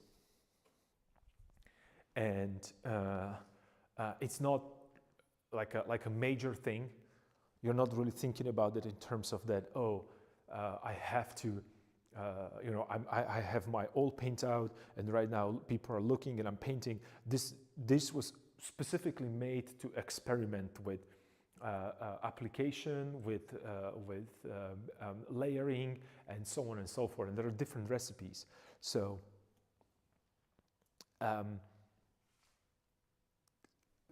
that freedom that comes with it, and especially, you know, this portrait was painted with that medium. I can see it. It's completely different, and it's still,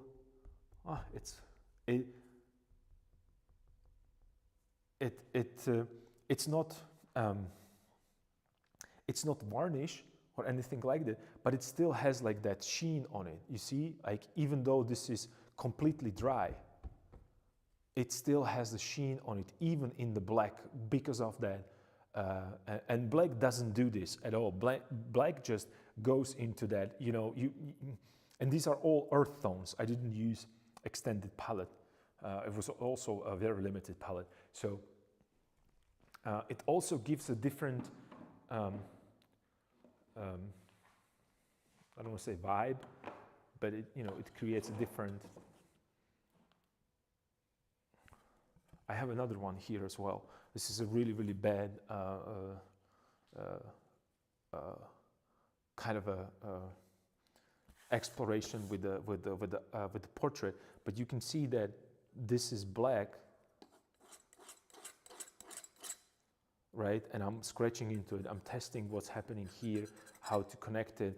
Then I'm playing a little bit with the eye, how to put it, the shadow. And right now, so you see how the shadow is dark. So I would probably bring a little bit more that yellow there. There's like a plenty of different things that you can do when you're just having fun.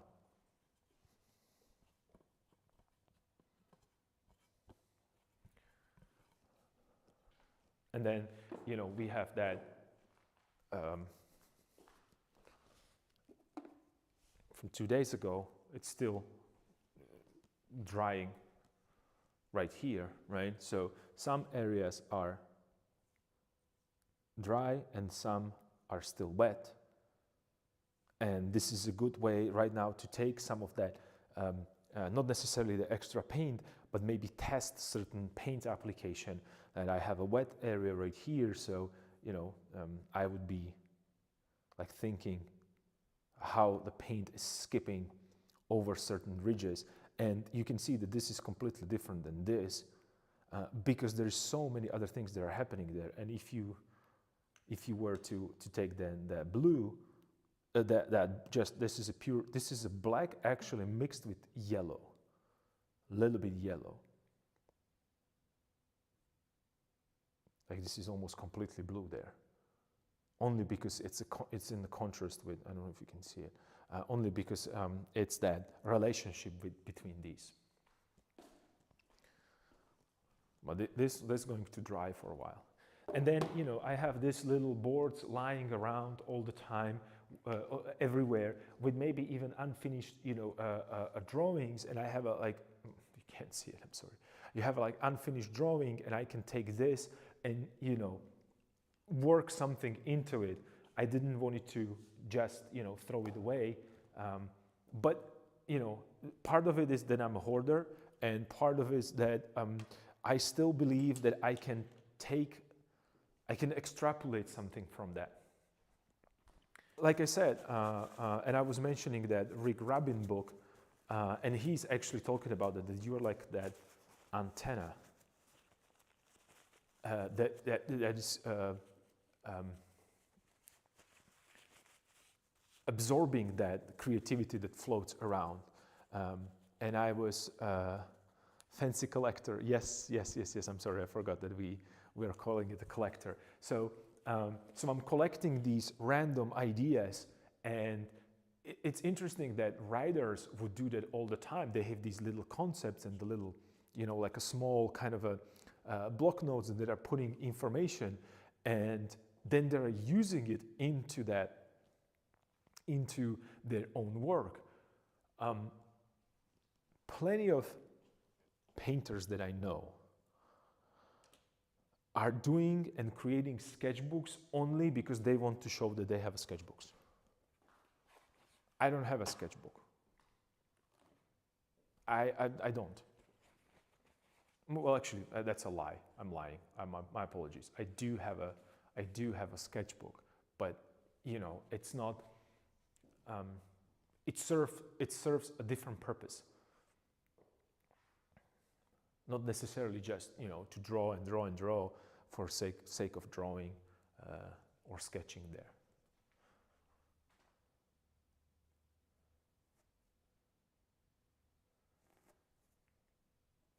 So the same thing that I showed you on the small green canvas, I'm doing right here. I'm just placing random brush strokes there. No, they're not random, but you know what I mean.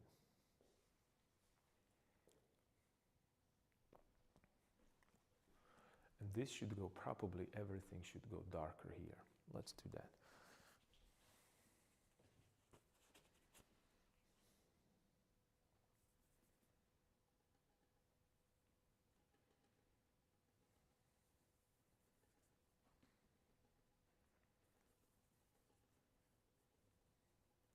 And the reason why I collect these things, I almost misspoke, since we established that I'm a collector, not the hoarder.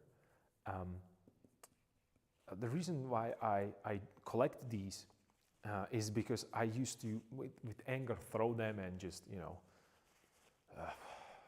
throw them out of the window, or, you know, whatever. You have these moments when you just, you know, can't look at your work anymore. And then I remember that there was a moment when I felt, oh, I know I could have used it right now. It would be so good. So,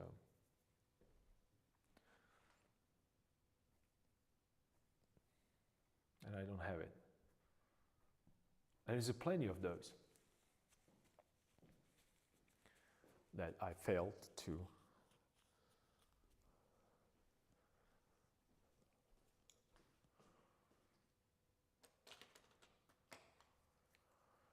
preserve.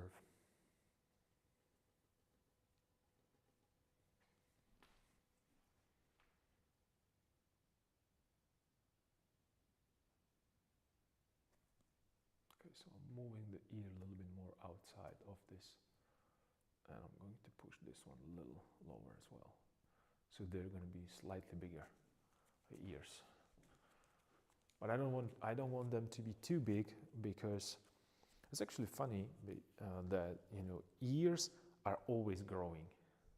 That's why older people have a longer and bigger ears. So if you're making your ears bigger on your portraits,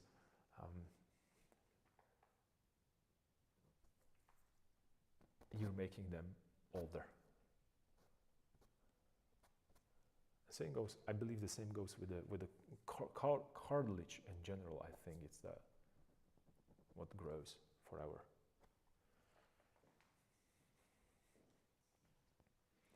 But I might be wrong with this. I hope I'm not. Because then I have to go and, you know, adjust a couple of earlobes. Oh.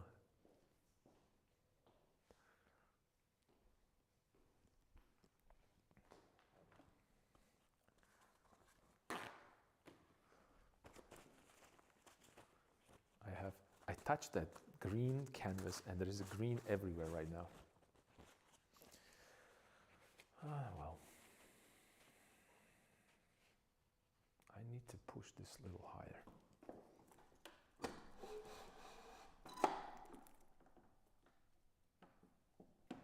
Don't drop. Do not fall down.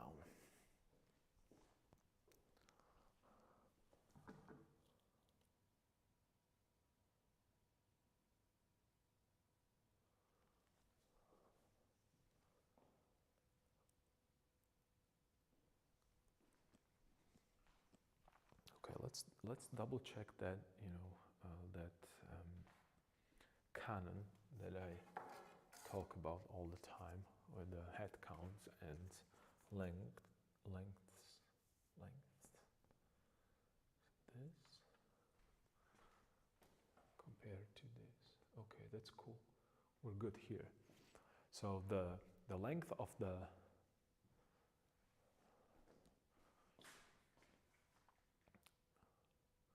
it still feels small. I don't know what's happening.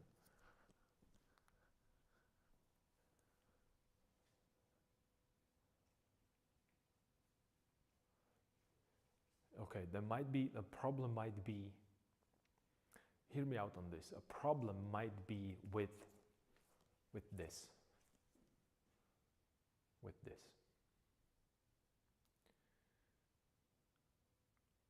Because I'm looking at the head, and if I skip from the head all the way to foot, I'm kind of okay with it. But then if I'm looking at it as a whole, this area seems too small.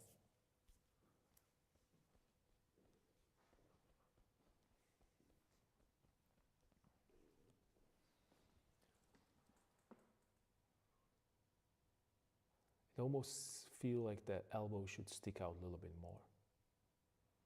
And it's only, and this is, and again, that's the problem with the visual representation, because we are used to, you know, because it's probably a proper length because I'm missing fingers right here. Everything is kind of a, like I see everything from front and foreshortening, and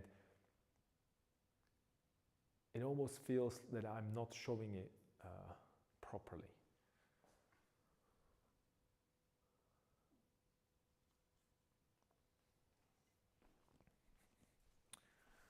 Yeah, that might be actually the problem when you think about it.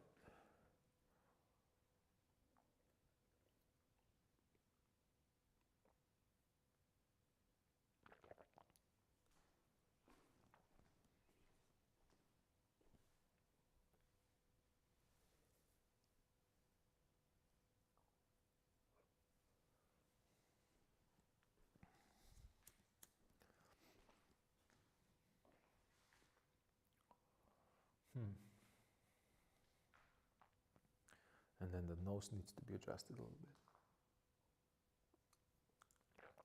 And perhaps I have my eyes a little too close to each other. So if I move them a little bit more further apart from each other, it would widen his face. I think that that's what's another problem. So instead of just widening this unnecessary, right, to compensate for it, maybe just widen the distance between the eyes. It's automatically going to read as the face is a little thicker or wider. And these are these adjustments that you really have to, how would I put this, take into consideration.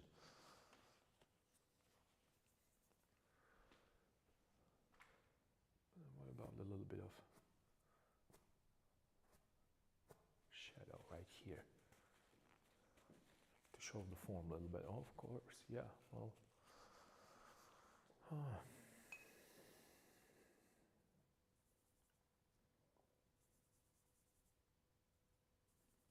Why, oh why is this happening?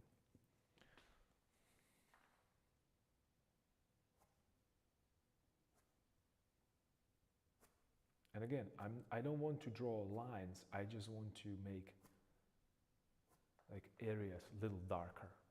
Some areas a little darker only because there wouldn't be that much light there, right? That's one thing. Another thing is I'm making it like warmer greenish because I am, I'm trying to, get a little bit of that reflection in there. Not a lot. When I say greenish, I don't mean that I put the green there. Greenish means that if I have that mixture of burnt sienna, burnt sienna, or burnt sienna, I don't know, my brain is not braining today. Burnt sienna and ultramarine, because burnt sienna is really, really dark orange, right? And this is really, really dark blue, ultramarine. They're opposite each other on a color wheel, and therefore they kind of create these beautiful neutral grays.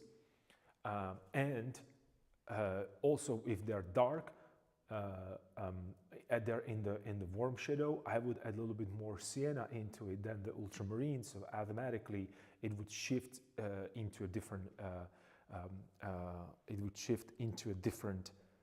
different hue, different temperature.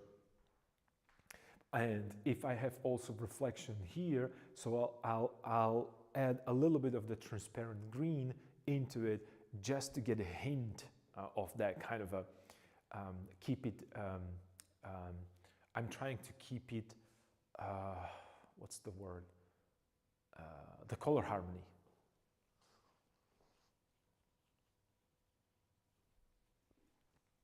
So I'm just playing with it left and right a little bit, and then maybe I could put just a little shape right here of that occlusion that we talked about. Just a little bit, not a lot, just a bit.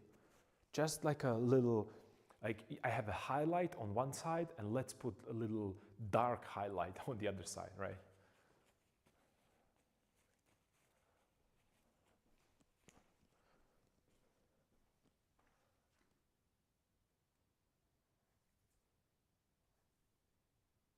Just to get a little bit more interest into that just empty area. So I connected that shadow together with the bottom part right here, right? But I want to also disconnect it a little bit and then soften that edge, because I want I want sharp edge here on this side because that's where the cast shadow or the occlusion or cast shadow, rather, I'm going to call it cast shadow, lays right now. I hope it's not reflecting too much. No, it's okay. You see how big of a difference it made? It created depth. And I have to deal with this as well immediately, because right now this happens to be out of place because it's fighting for attention. It almost looks like a hole in his head, in his side of the body, rather than just some object that is holding. So that comes to that organization of your values. And when I say values, I'm not talking about your life values. I'm talking about the value scale.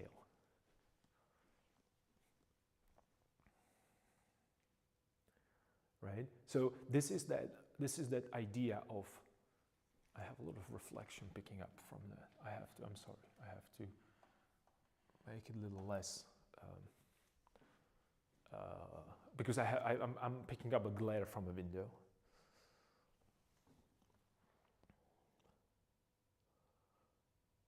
But you can see right now, even when you're looking right now at my, or at your rather screen, because I'm looking at screen right now of my computer.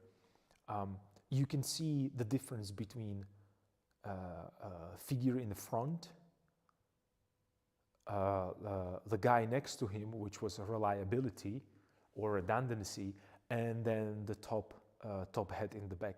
They're all in a different stage of development, not because I'm neglecting them, but because I'm playing with that atmospheric perspective.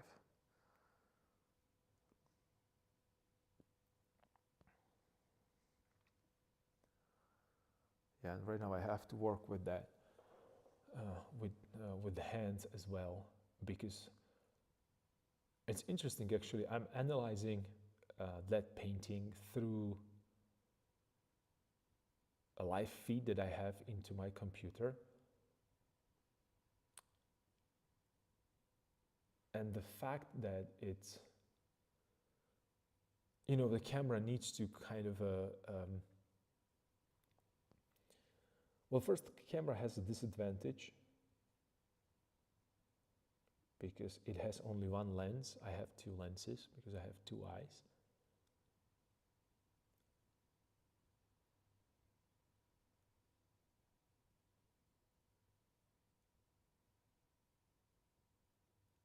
Okay, so you're just, okay, so you are ahead of me with this. You should have mentioned that sooner, by the way, not just, letting me discover it right now.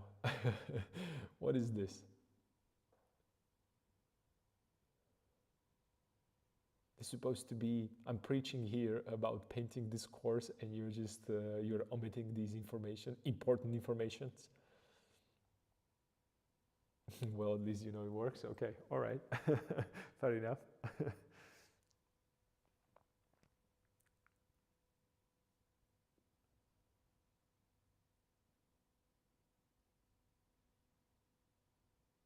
Okay, you'll try to share more. Okay, and that goes for everyone that is watching, even though it's probably just me and you here right now.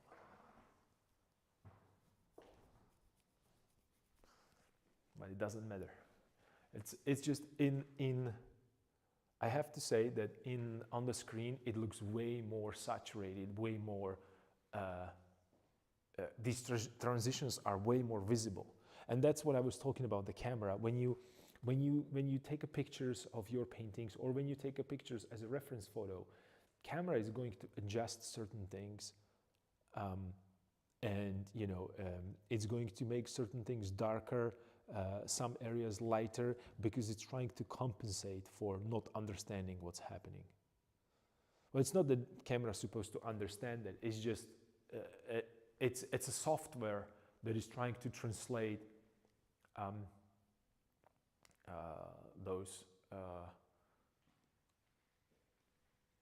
that light that it's picking on that sensor.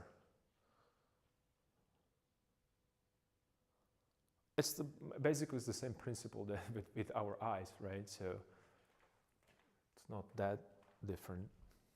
It just shows you that I see something completely different with my eyes than I see on the monitor. And since I have two different monitors, I can actually see the difference between color accuracy.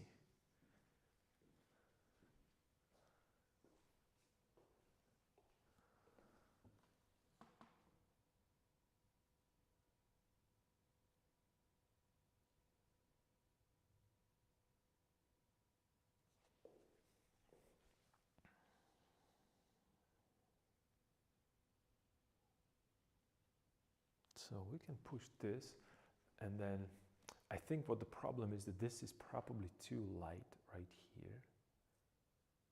Let me just do an edge right there, just to show that it has a side plane, not necessarily a shadow, but the side plane. And I am even going to smudge it away because it's supposed to just show the transition. It's not supposed to show the line. Yeah, that's way better. And perhaps I should make it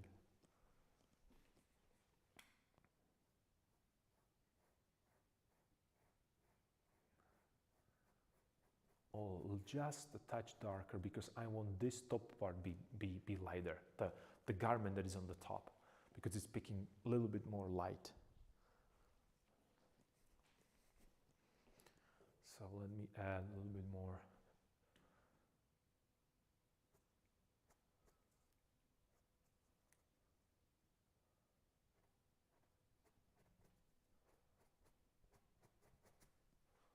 A little bit more of that saturation there. And I don't need to make it darker. I need to make it a little bit more saturated, right?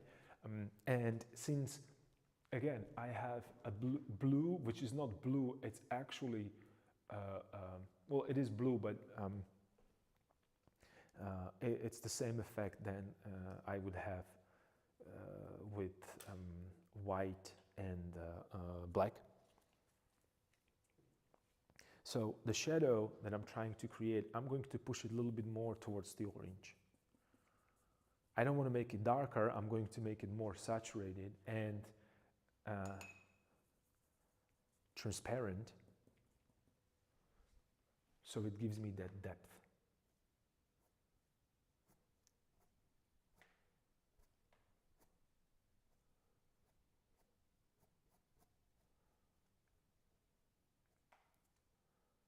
And then hit it here a little bit as well.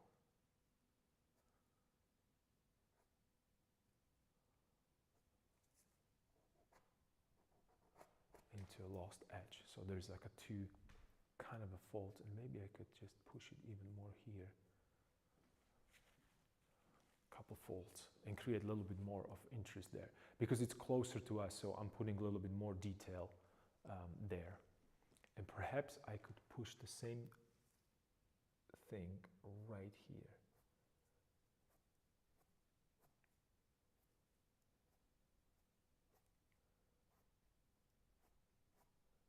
Not a lot, just a little bit, right? So I create a little bit more of that separation. And when I say separation, I don't mean that I don't want to separate it. What I want to do, I want to have a darker halftone, light halftone again. And then of course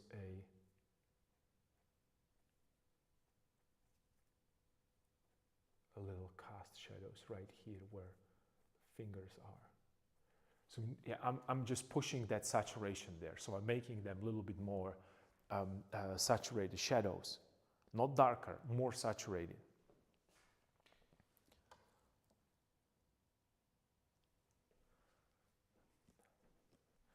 And I could create maybe a little shadow on his clothes right here from the bottle, right?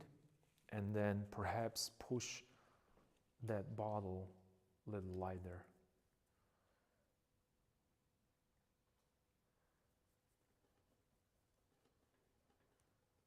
With a lighter pigment.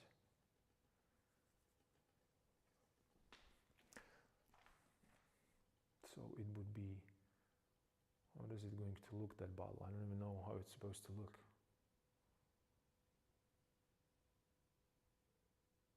Well,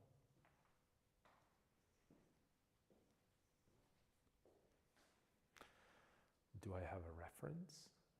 I don't. I don't think I don't. I don't think I do.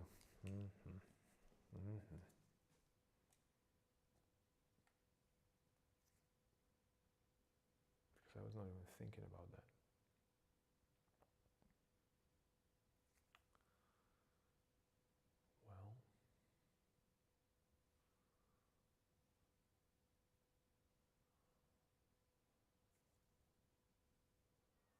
Well, we can use some random one.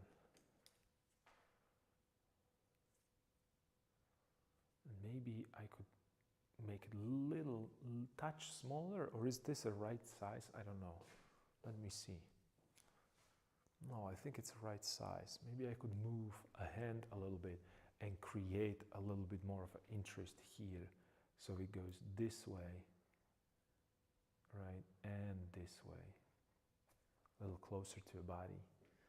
But then again, it creates that kind of, it feels like his belly is protruding. So then I would have to probably make a little bit more shadow right here. And again, this is not composing, I am designing within the boundaries of a composition, right?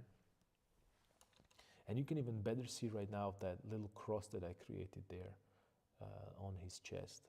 It's just almost invisible, it's just a suggestion. Because there was no cross painted, I just painted shadows there.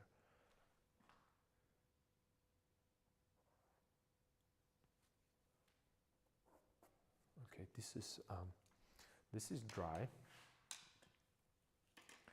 So let me try to use a sandpaper. No, this is. I walking around. This is too soft. I'm walking around warehouse where they sell these kind of a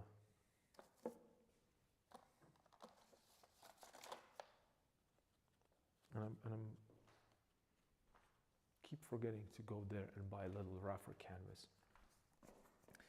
So I'm going to sand it down a little bit.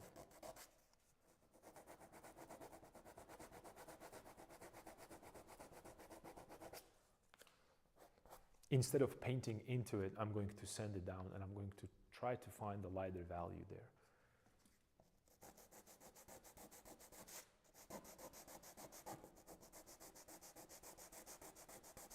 So it's going to look like I painted it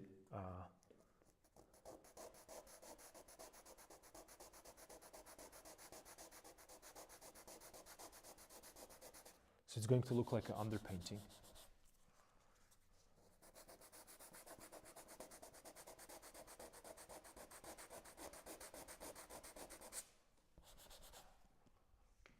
So I'm going to make it lighter a little bit.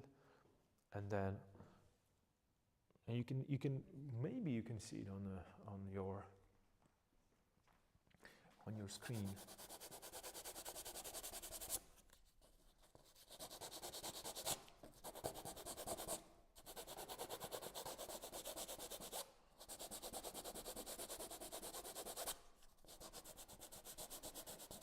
That it's getting lighter, without me even painting it. Yeah, I think it's visible.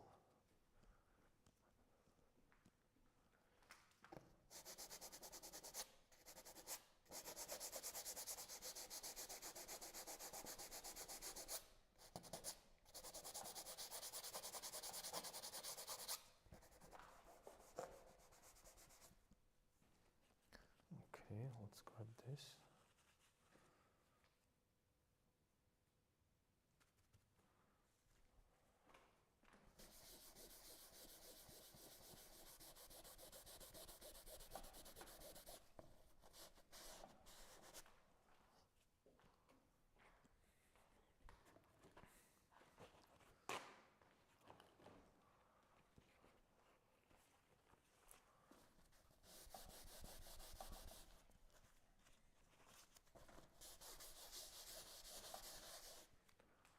Actually,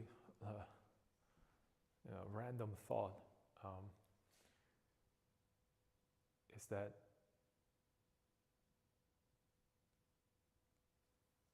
my neck used to hurt on this side of a shoulder, and right now it's on this side. It's because I'm turning to my palate this way, and it was always on that side. Random thought.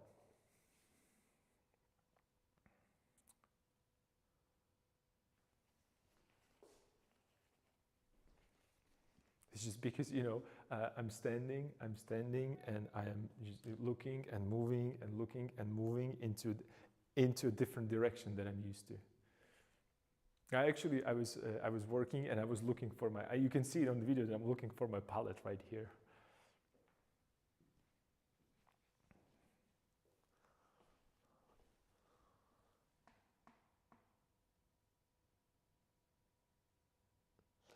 So you're working with the push-out box, okay? All right. Well, I would like to. I would like to. I don't know if my push-out box would be big enough for this canvas, since it's pretty small.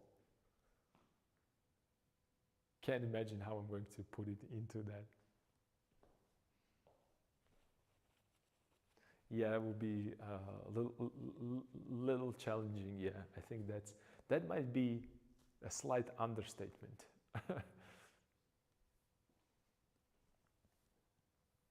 Yeah, that might be. I'm just thinking about bed painting Friday would be me trying to put this on the push-out box.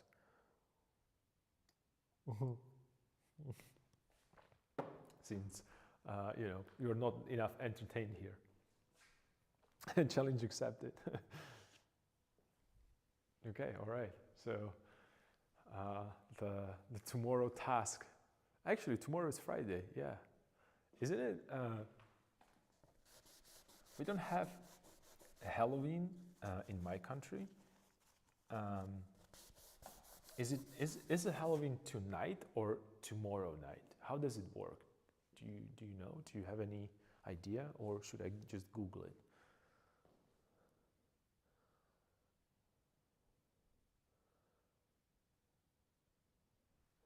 And I want to get a little darker, more saturated, not darker, but more saturated. I'm just gonna go straight with this orange.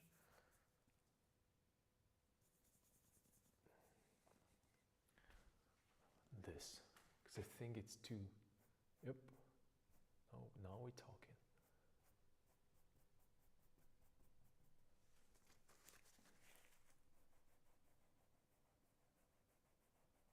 And softening.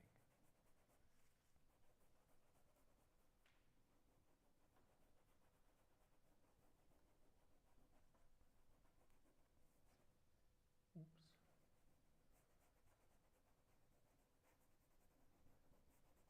I felt like that. Yeah. Finally. Oh, why have I been waiting for so long to do this? I have no idea. And let's go even further, since I have all this out here. Let's make a little funky adjustment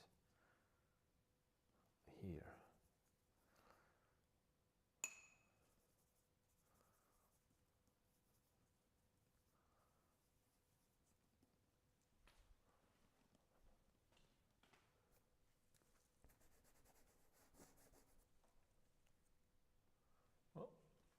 It needs to go lighter, so I have to repaint it. Okay.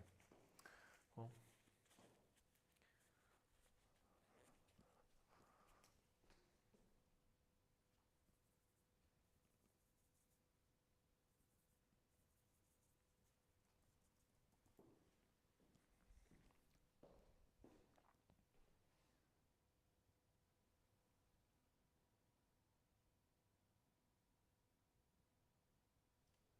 Okay. So it's a tonight. So tonight is that famous trick or treat.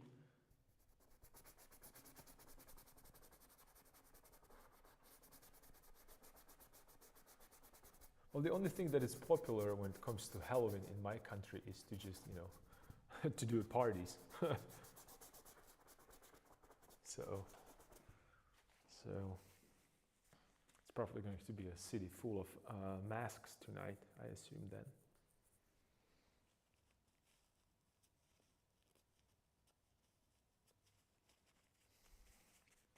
What's happening with your painting?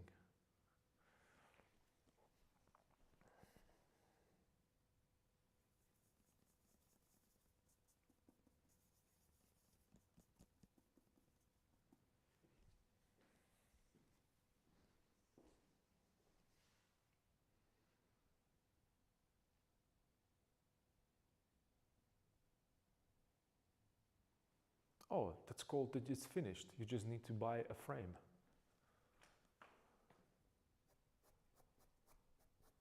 It's a good thing. You shouldn't be actually angry about it. If there's nothing that you want to change, that's a good thing.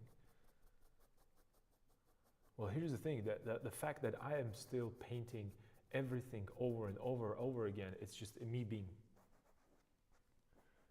stupid. It's not really the you know the only way to paint. If you're satisfied, just leave it, and that's it. You shouldn't you know, the fact that I'm still painting and painting and painting, that's not a problem. Well, this is great. I'm really happy that you pointed it out, because overthinking it, it's my problem. Don't push yourself to the point that, you know, you have to spend 50 hours instead of 5 hours because that makes a better painting. That's not how it works. If you are satisfied, you're happy with what you're looking at, that's it. That's the only.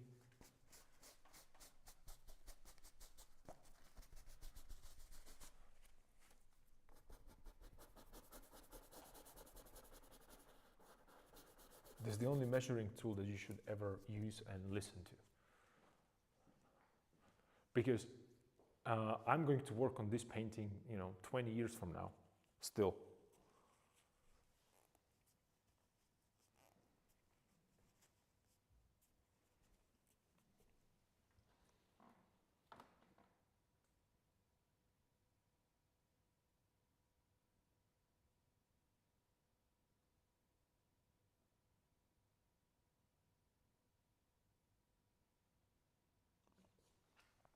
Yeah, definitely. It's just you really.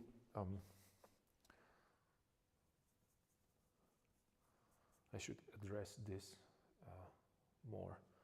That you shouldn't, and by you I mean all of you that are guys watching, spend that much time with your paintings as I do, because perhaps it's not necessary at all. It's just what I do because I am so slow. And trust me, it's not. It's annoying.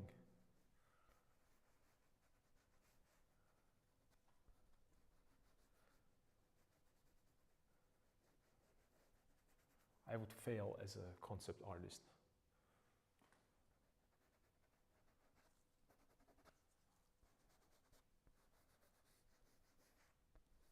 %. I would fail as a concept artist.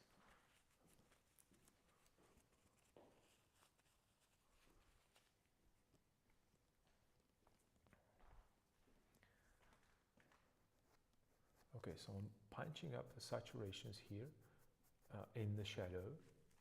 I know that I said that that you should not use, that I don't want to use white into these shadows, but I need to lighten them up a little bit. So I'm over exaggerating it with the blue. And I know that how can you do that? You have warm shadows here and then you have the blue shadows here. Well, because it's my world.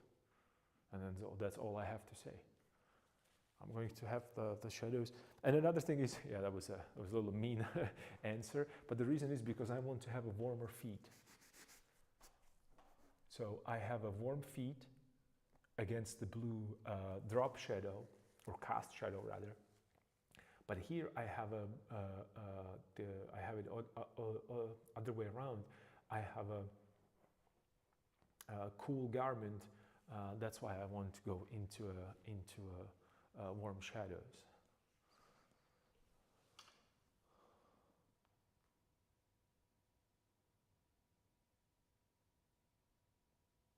Yeah, with fine art you can take all the time that you have. Yeah, yeah. Well, but here is one problem that I have with this. Someone has to pay the bills.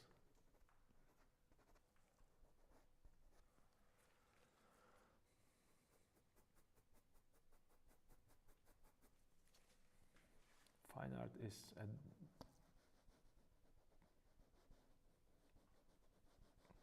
being a fine artist as a fairly unknown painter, it's really challenging.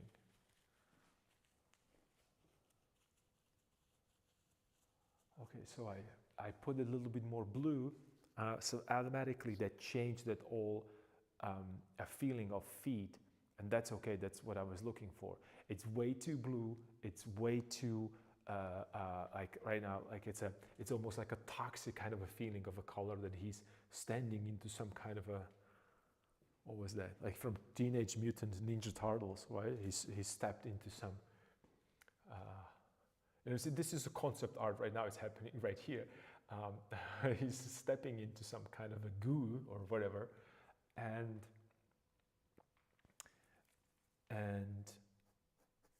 it looks weird. I know the same was happening with that blue and then orange. I'm going to go into it again, and I'm going to create that kind of a blue underpainting. So I had to paint it over, or repainted it. So I get that blue sheen under, like that kind of a.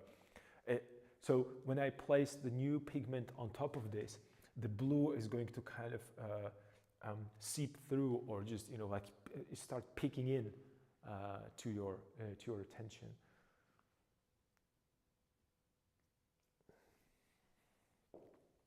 Okay, and you can see how my brain is disorganized and why it's taking me so much. I was working on the portrait, and I wanted to work on the portrait. Then I moved to these little things around here. Then I was actually using a sandpaper to get rid of this, and then I went to change the the shadow in the ground plane. But the reason why I'm moving this way so rapidly, because I'm looking at the different painting. This is completely different painting for me, and that's the reason why I'm moving differently. My brain just kind of jumps back and forth in between these two setups, and I actually prefer to jump around, only to make sure that, you know, my brain, it's not even my brain, that the whole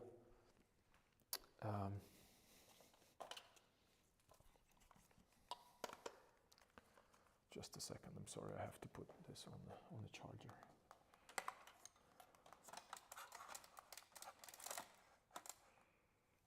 Is this even going to work? Who knows? It is.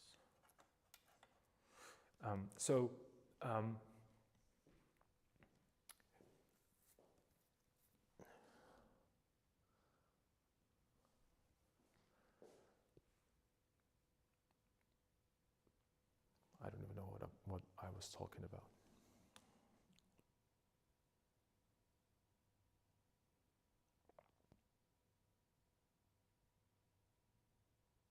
Yeah, you're absolutely right. That's where the commissions come from. You know, from different projects.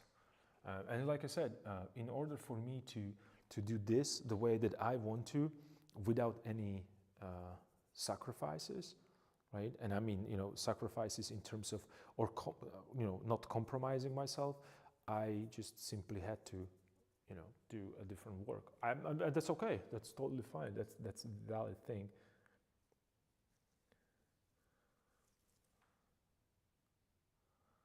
Oh wow! I'm just going to push it into the white. That's perfect. I'm going to create like a soft transition with the hair there. Cool.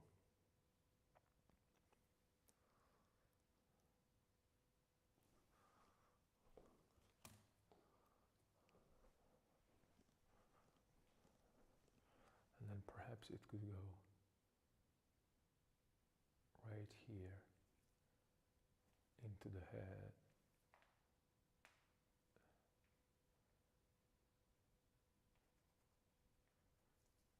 Into that background.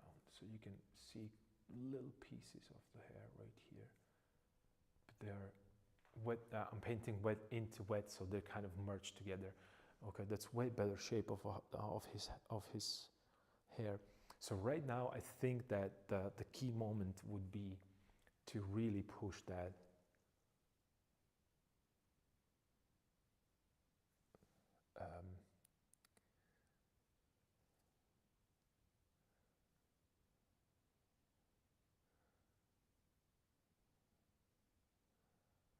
to really push that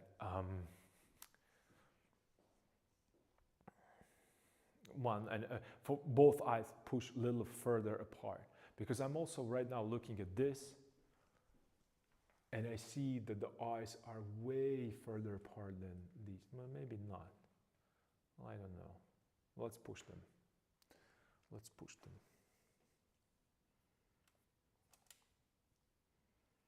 So let's continue with jumping back and forth between the things. Let me just soften this edge even more for the eyebrow. So I don't know where the eyebrow ends and the face starts. So it's a kind of like a really soft transition there. Because I see it right now. I'm looking at that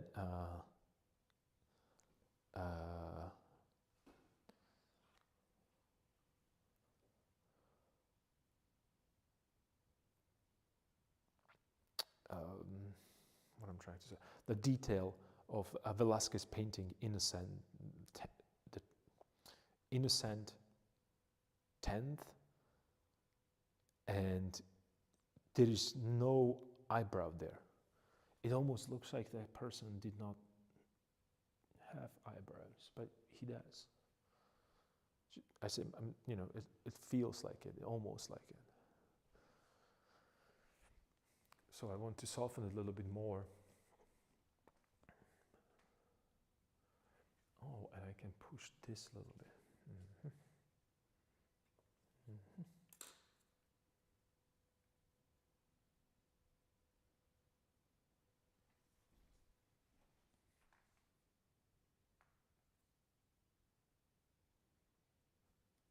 Yep. That's the one. And then maybe put a little lighter value right here. Lighter value right here. Yeah, I think that I need to, either I push the eyes a little bit more apart. No, this is too, this is not enough. Here we don't have enough space. Okay.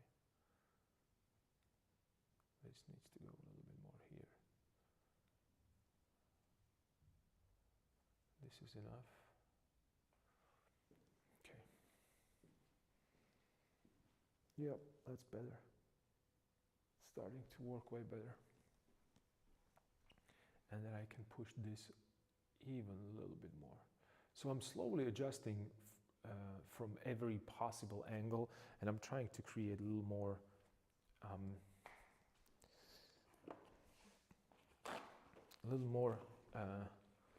believable size of a head compared to a head and compared to arm and forearm.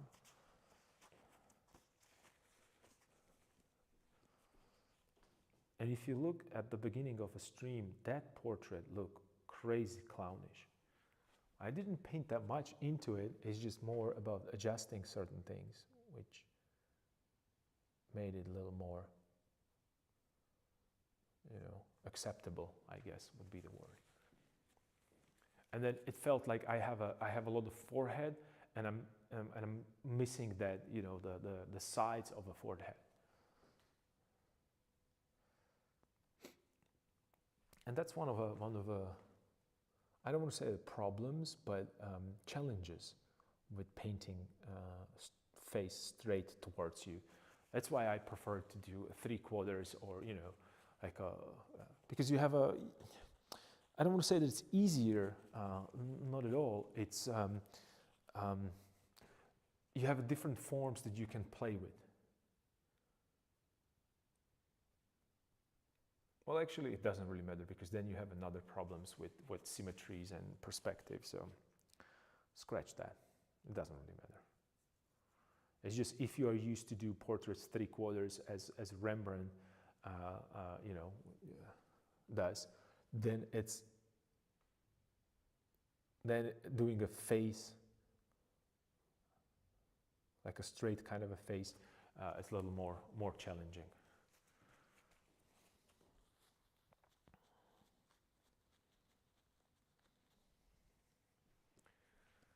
There's a lost edge right there. Let me just bring a little bit more of that lost edge, even more up to this here.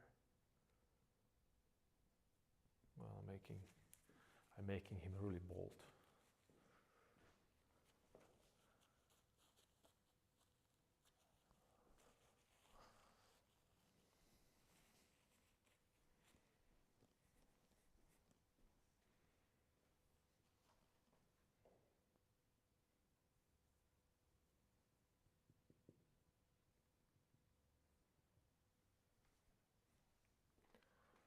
I'm going to adjust the nose a little bit.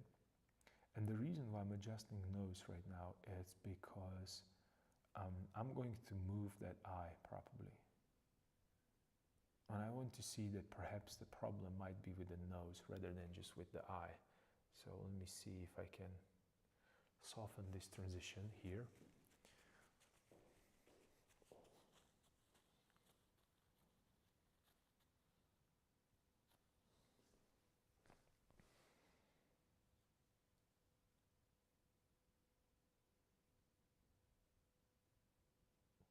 Yeah, the eyes need a little bit more love, a little bit more attention. This looks actually pretty good right here. It's kind of okay. It moves here. This might go a little darker.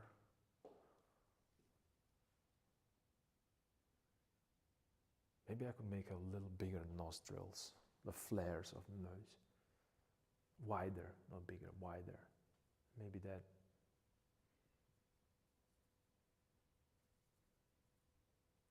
Maybe that's what's gonna satisfy me a little bit more. Because I made him more like a, you know, like a 19th century female ideal nostrils. Like really thin and small, and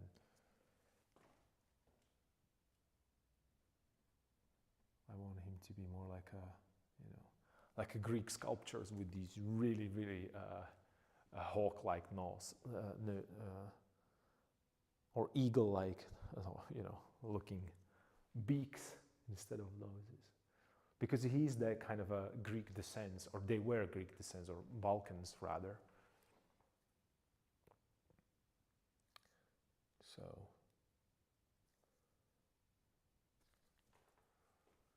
let's push it a little bit. But these are all just tiny, tiny adjustments. And that's the reason why I'm doing is this, because I'm looking at the nose of another figure next to him, and I'm looking at the finger, toe on his foot, and then the fingers on his arm, and I'm trying to determine whether or not it's the proper size.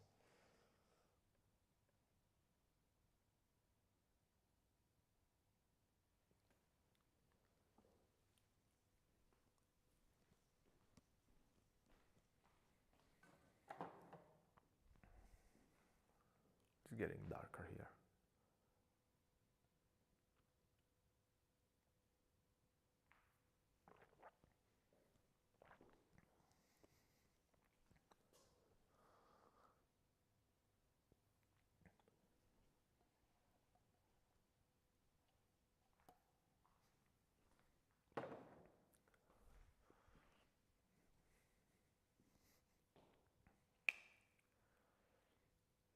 maybe I should hit it a little bit more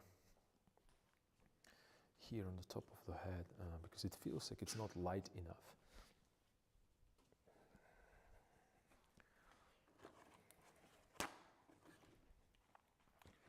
Feels like it is not light enough, perhaps.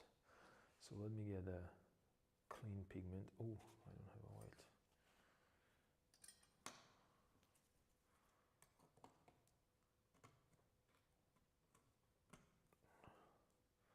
So again, this much white is going to go into waste. Maybe.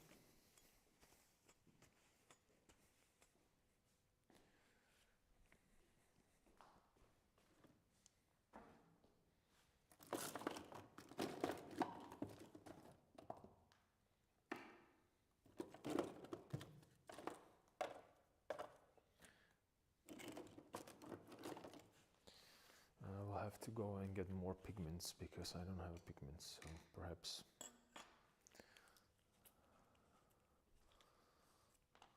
that might be a good excuse to, you know, to take a trip.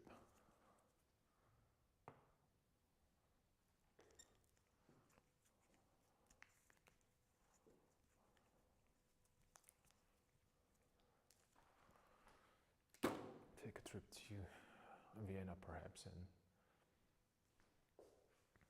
see a museum. Check out some of Holbein's Caravaggio in Vienna, if I'm not mistaken, if I remember it correctly.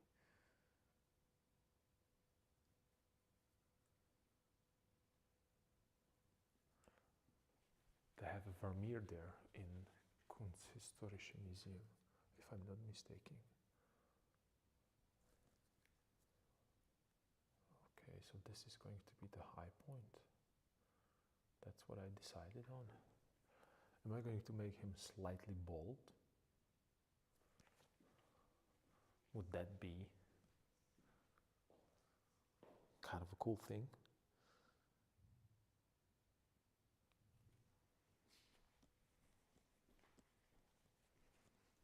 And then a little bit right here, I need to bring that on that cheek.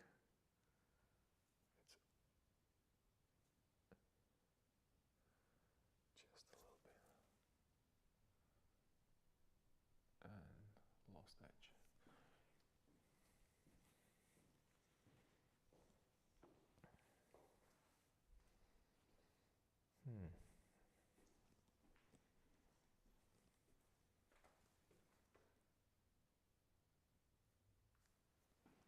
This one's more pigment,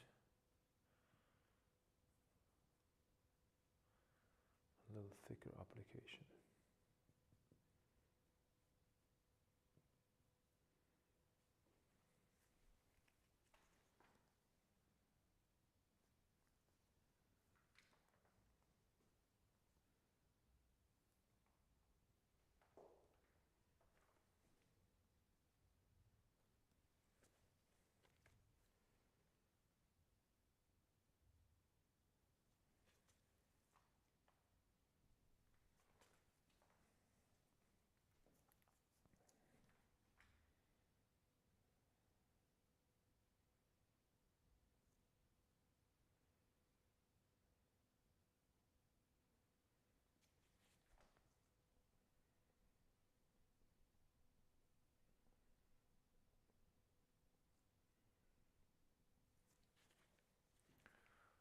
Making that a little bit more.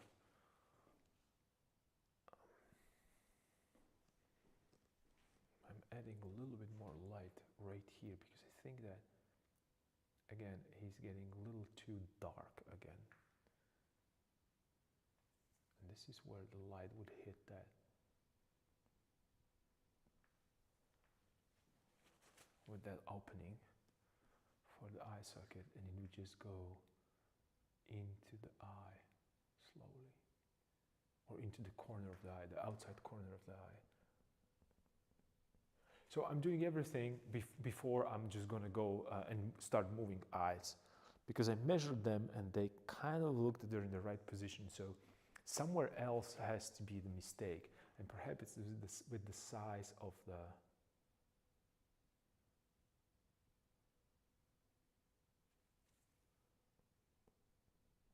size of that opening rather than the size of the eye, because eyes by itself are not that big.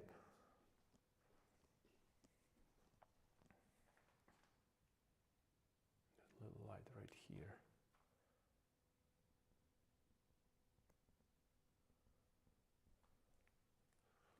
Let's play a little bit with that. And the nose is missing that little highlight there on the top of the form.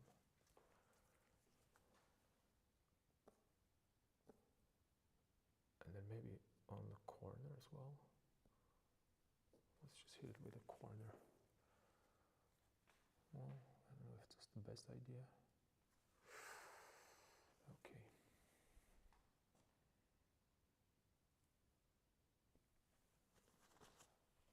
Palette knife.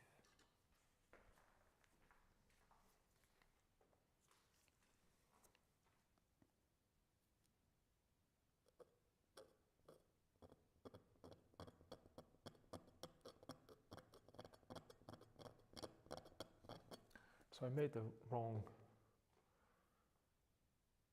call, and then even the wrong brush stroke. So I have a highlight right here. It's okay around here, it's okay here. It needs a little more work on the nose.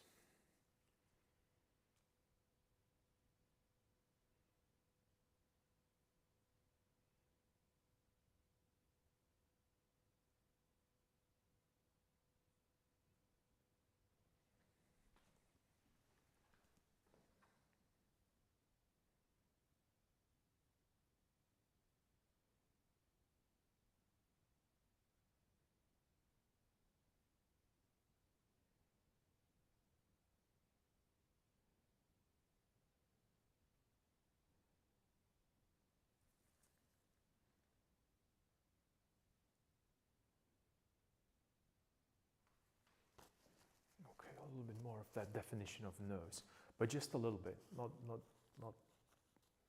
completely, because again, I want it to be really soft transitions there. So I changed the width of that face. Yeah, way better. Way better. And that gave me a little bit more of that, you know,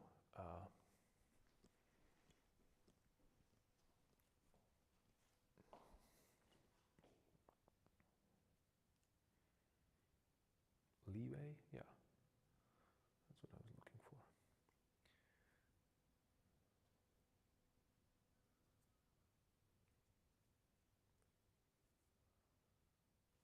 And let work a little bit with the mouth.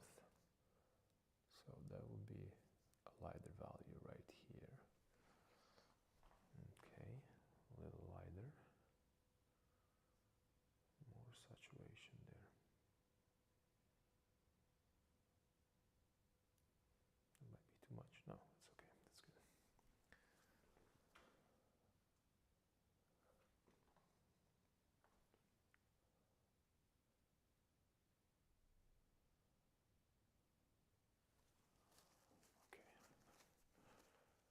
And again, I'm not right now necessarily working with the highlights. I'm playing with that idea of where the light would be, and what would Rembrandt do?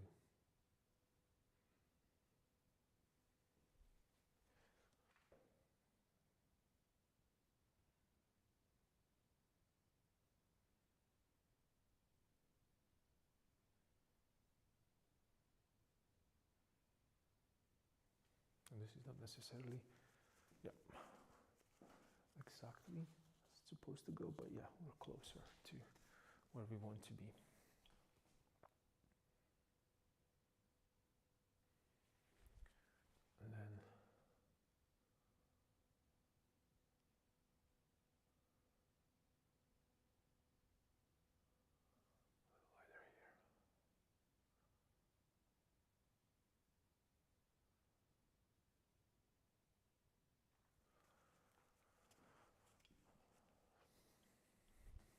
I should probably stop right now because I don't see anything.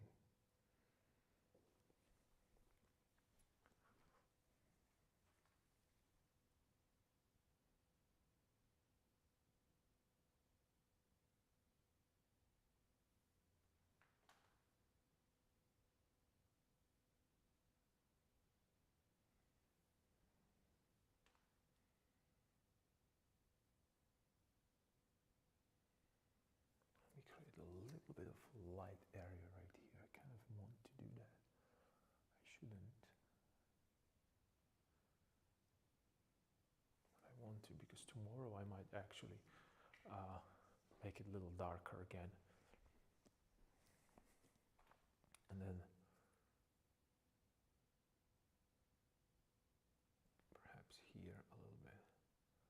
There might be a little light corner.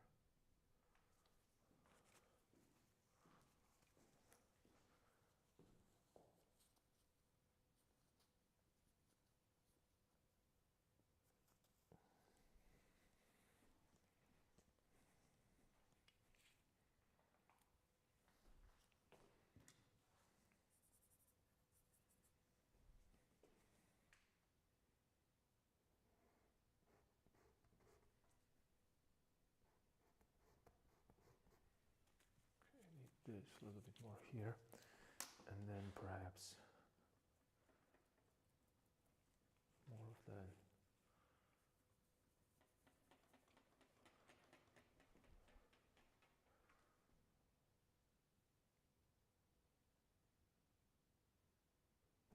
Or that could be go underneath the beard, and the beard here could go.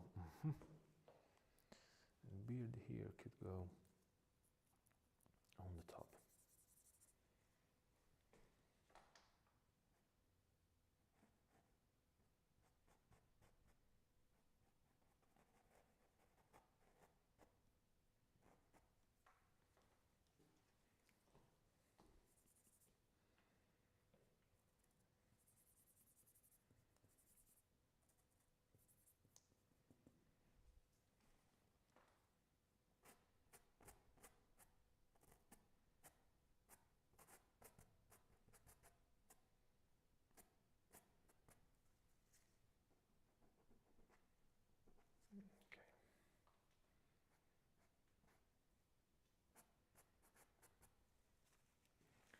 Okay, so I push that beard a little bit more, like over that clothes, right?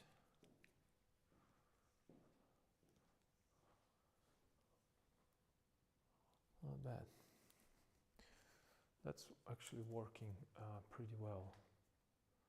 Let's put the little darker value here as well. Just a touch.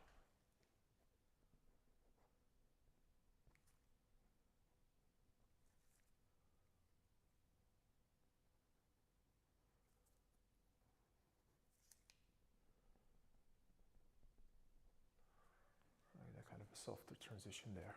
Okay, cool. I don't think I'll be able to do more today because it's really getting dark and I can't really judge the values properly, the hues properly.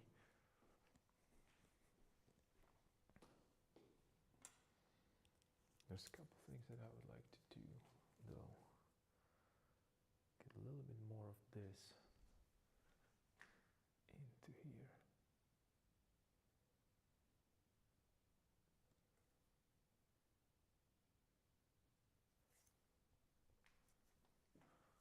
I want it to be a little bit more colorful. And I know that I'm talking to myself, but I'm just going through the checklist in my head. What else needs to be done, even when what comes tomorrow or the next time when I'm going to be painting. So I'm giving myself like little pointers right now to what I should work on. perhaps. Or how should I approach certain things? It might be a little too much. No worries. Okay.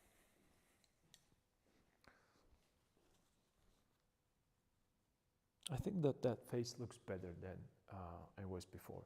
It's a little bit more. Um,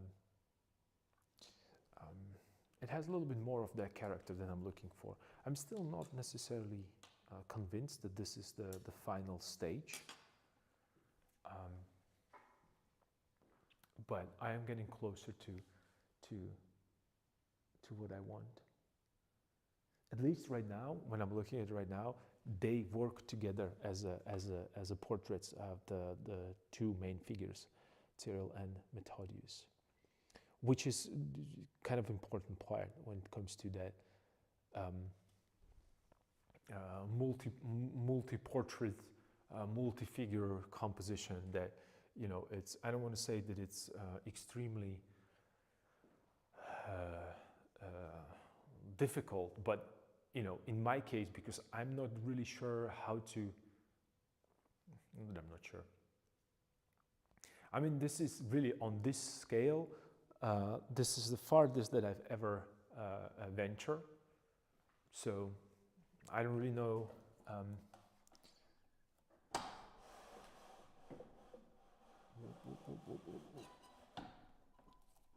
whether or not it's working.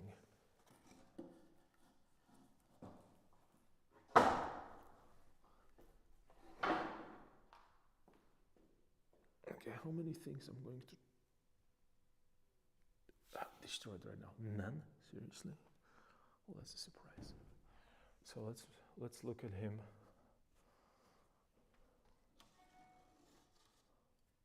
from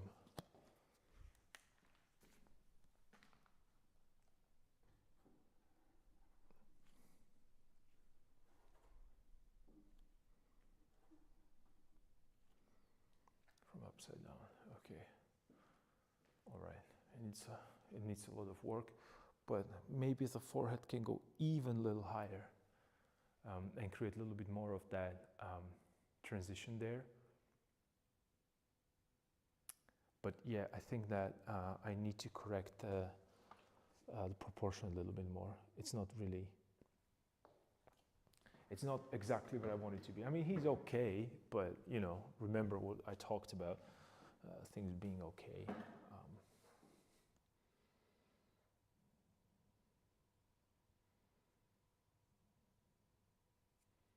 Cross my finger if it looks good. Well, and look at it right now. It looks, you see the, I don't know if, but on my screen, the pigment looks completely different.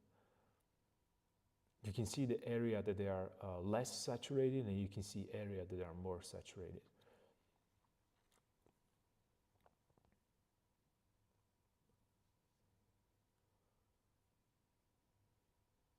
Yeah. Well, let me think about this right now for a second. I mean,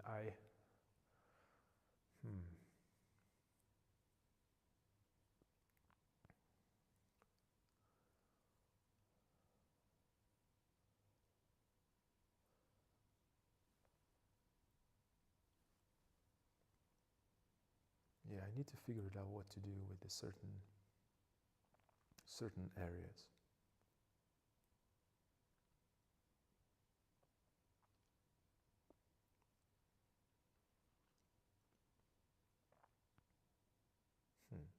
But you can see right now that I saturated the ankles on the figure that is holding book with that really, really brown, and I'm saying brown, I mean burnt sienna or red oxide.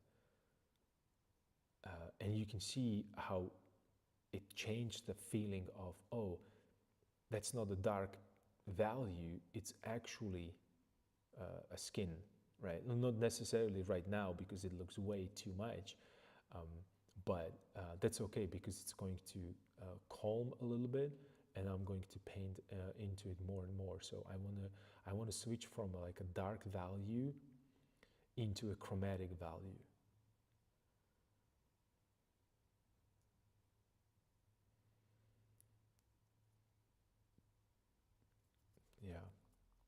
I think that would be a little bit more what is actually happening there.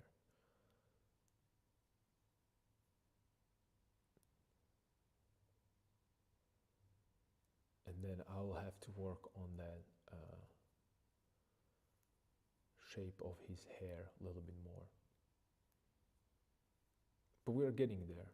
I thought that I'm going to be done by the by the end of the summer. So maybe I'll be done by the end of this year. And then during the Christmas, before the Christmas starts, I might probably get the big canvas and start working on the big canvas.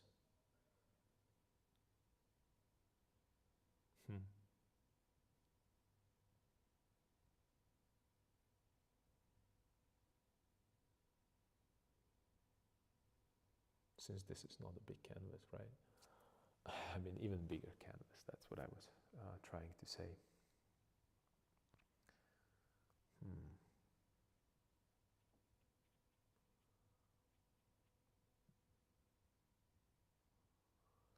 Yeah, the sun is completely gone. So you can see right now immediately that the warmth from the sun, it's gone. Therefore, everything right now looks desaturated.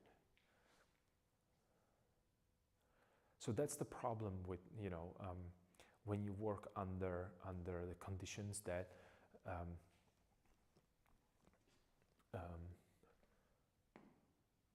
that are not changing. You might find yourself in a position where, okay, this is not. I remember it happened to me when I was in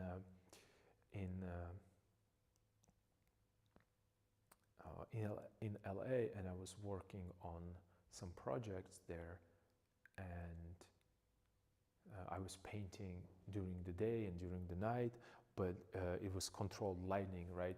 Light, excuse me. It was controlled lighting in the studio, and then I took it outside, and it was just. It was black and white. So, yeah.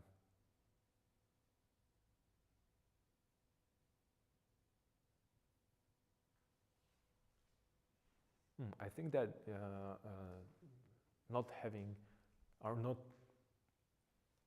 painting in the canvas because of that, the internet problem, kind of refreshed my eyes a little bit, and I get a little bit more excited to get back to painting. So, like I said, I have to reevaluate me talking about the mistakes, because it was a mistake not being prepared to have a backup plan. But then, it's not necessarily a mistake. It was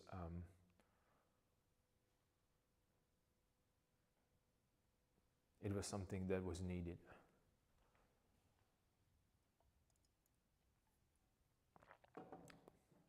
So let's pretend that I planned that all. I lied to you. And yeah.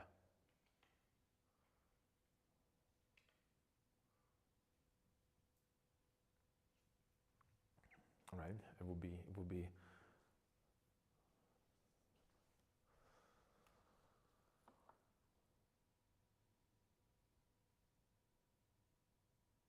you're calling it. Okay, that's cool. Awesome. So I hope you're going to share with the final result with us.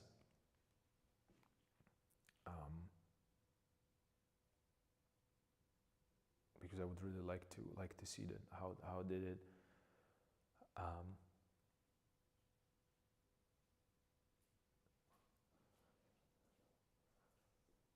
How does it actually look? Okay, so it's going to be on including Twitter. Okay, yeah, definitely. That's awesome. I'll definitely check that out.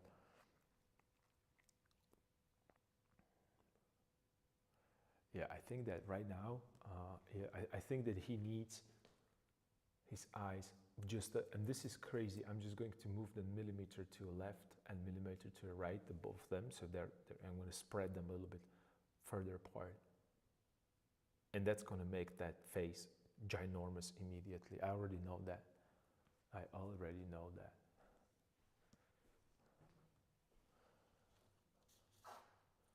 Yeah, that would be awesome if you post the skull painting for Halloween. It's like, you know, it's thematic. That's awesome.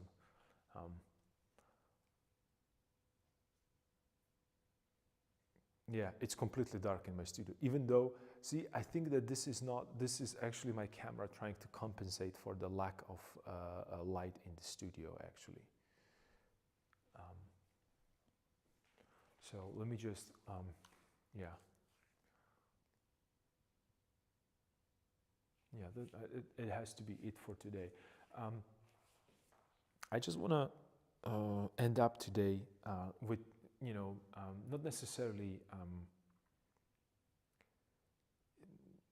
I don't want to say that I am satisfied, but I know that there is a way more work ahead of me, not because, well, because I have a luxury, as we talked about before, to keep working on it. But more important for me at this point is that I really want to get that feeling of the portrait right. Because the moment that I lock that portrait in, the feeling of and you know the expression and the paint application, then it's just I know myself. I know the way how I work. I continue working. That's right now that it's because it's a focal point. I have to figure it out how the focal point going to look, because no one cares about this figure right here. No, these figures too. If they stay as they are, that's okay. No one cares. Do you know why? Because Velasquez didn't care, and if he didn't care, I don't need to care either, right? So, you know, because that's not the idea behind this portrait. I assigned it to myself. It's a fragment, and it's about these two figures. I want to figure out the position for the head, hands, and everything else. I add the background figures only because I want them to be incorporated into a painting. There are things that are going to be slightly different. There's going to be more figures on this side right here in the larger composition, right?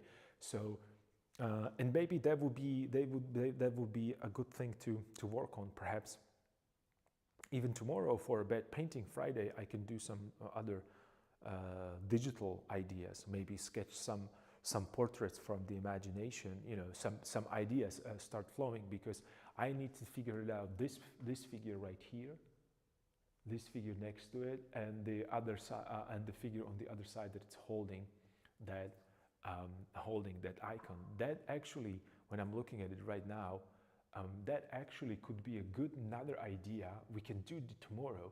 I can compose these two figures there that are holding that icon. That might be a cool painting as well.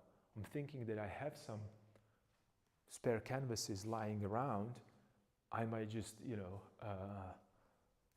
go for that double figure. So let me you know think about what to do tomorrow with Bed Painting Friday. Maybe we can do like a half and half again, that I do quick little setup with the still life, and just, you know, paint a little bit, and then switch to digital and work a little bit more composition oriented, how to pose the figures, how to move the things around.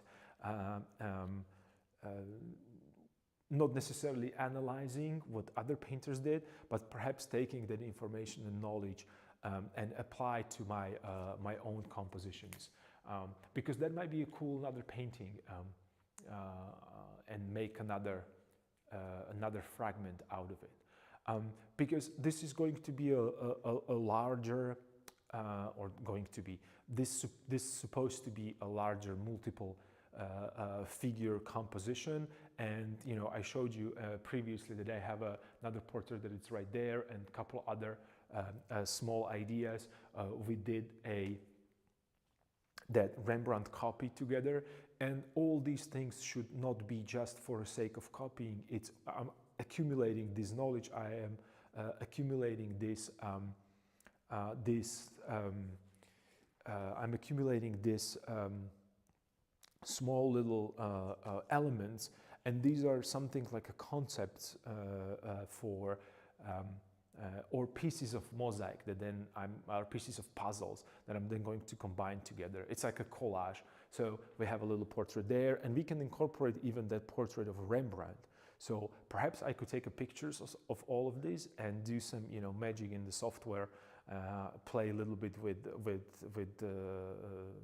layers and masking and some filters and blurs, and, you know, sketch into it, because that's the process that I apply to my work with the compositions. So maybe that's something that might be interesting for a Bad Painting Friday. Maybe, I don't know. Let me think about it. Or perhaps you can, you know, let me know through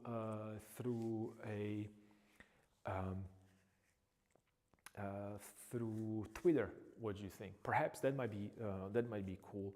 We can, you know, put together some ideas, and maybe something, since this is a painting discourse, maybe we can talk about some of the problems that you have with your work as well. So it was pretty cool today.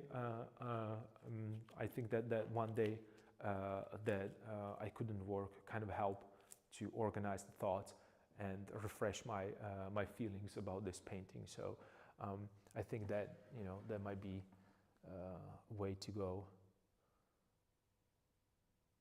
Okay, so this is an interesting comment. You can always tag me, and we can discuss that on Twitter or something like that. That's a great idea, except this is going to sound stupid. I don't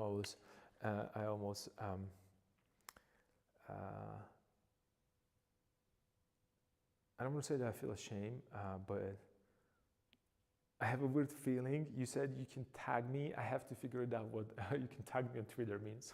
This is just so stupid. I'm sorry, but I'll try to do that. I'll see what I can do. I'll Google it how to do it.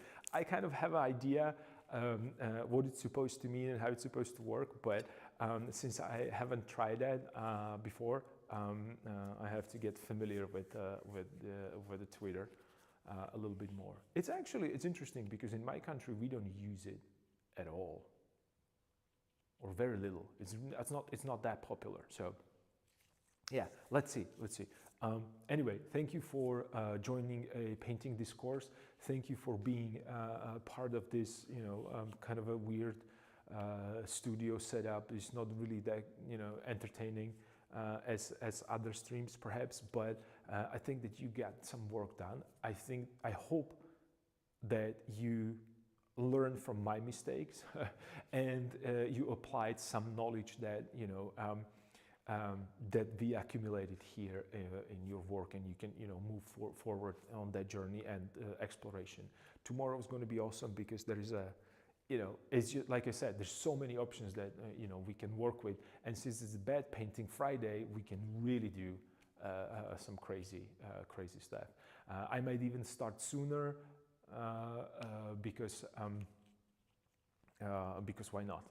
You know, it's just if I'm going to work digitally, then we can work even later. So let's see what's going to happen, and continue working on your stuff. I'm going to work on mine as well because I have another private lessons after this, and I'll see you tomorrow.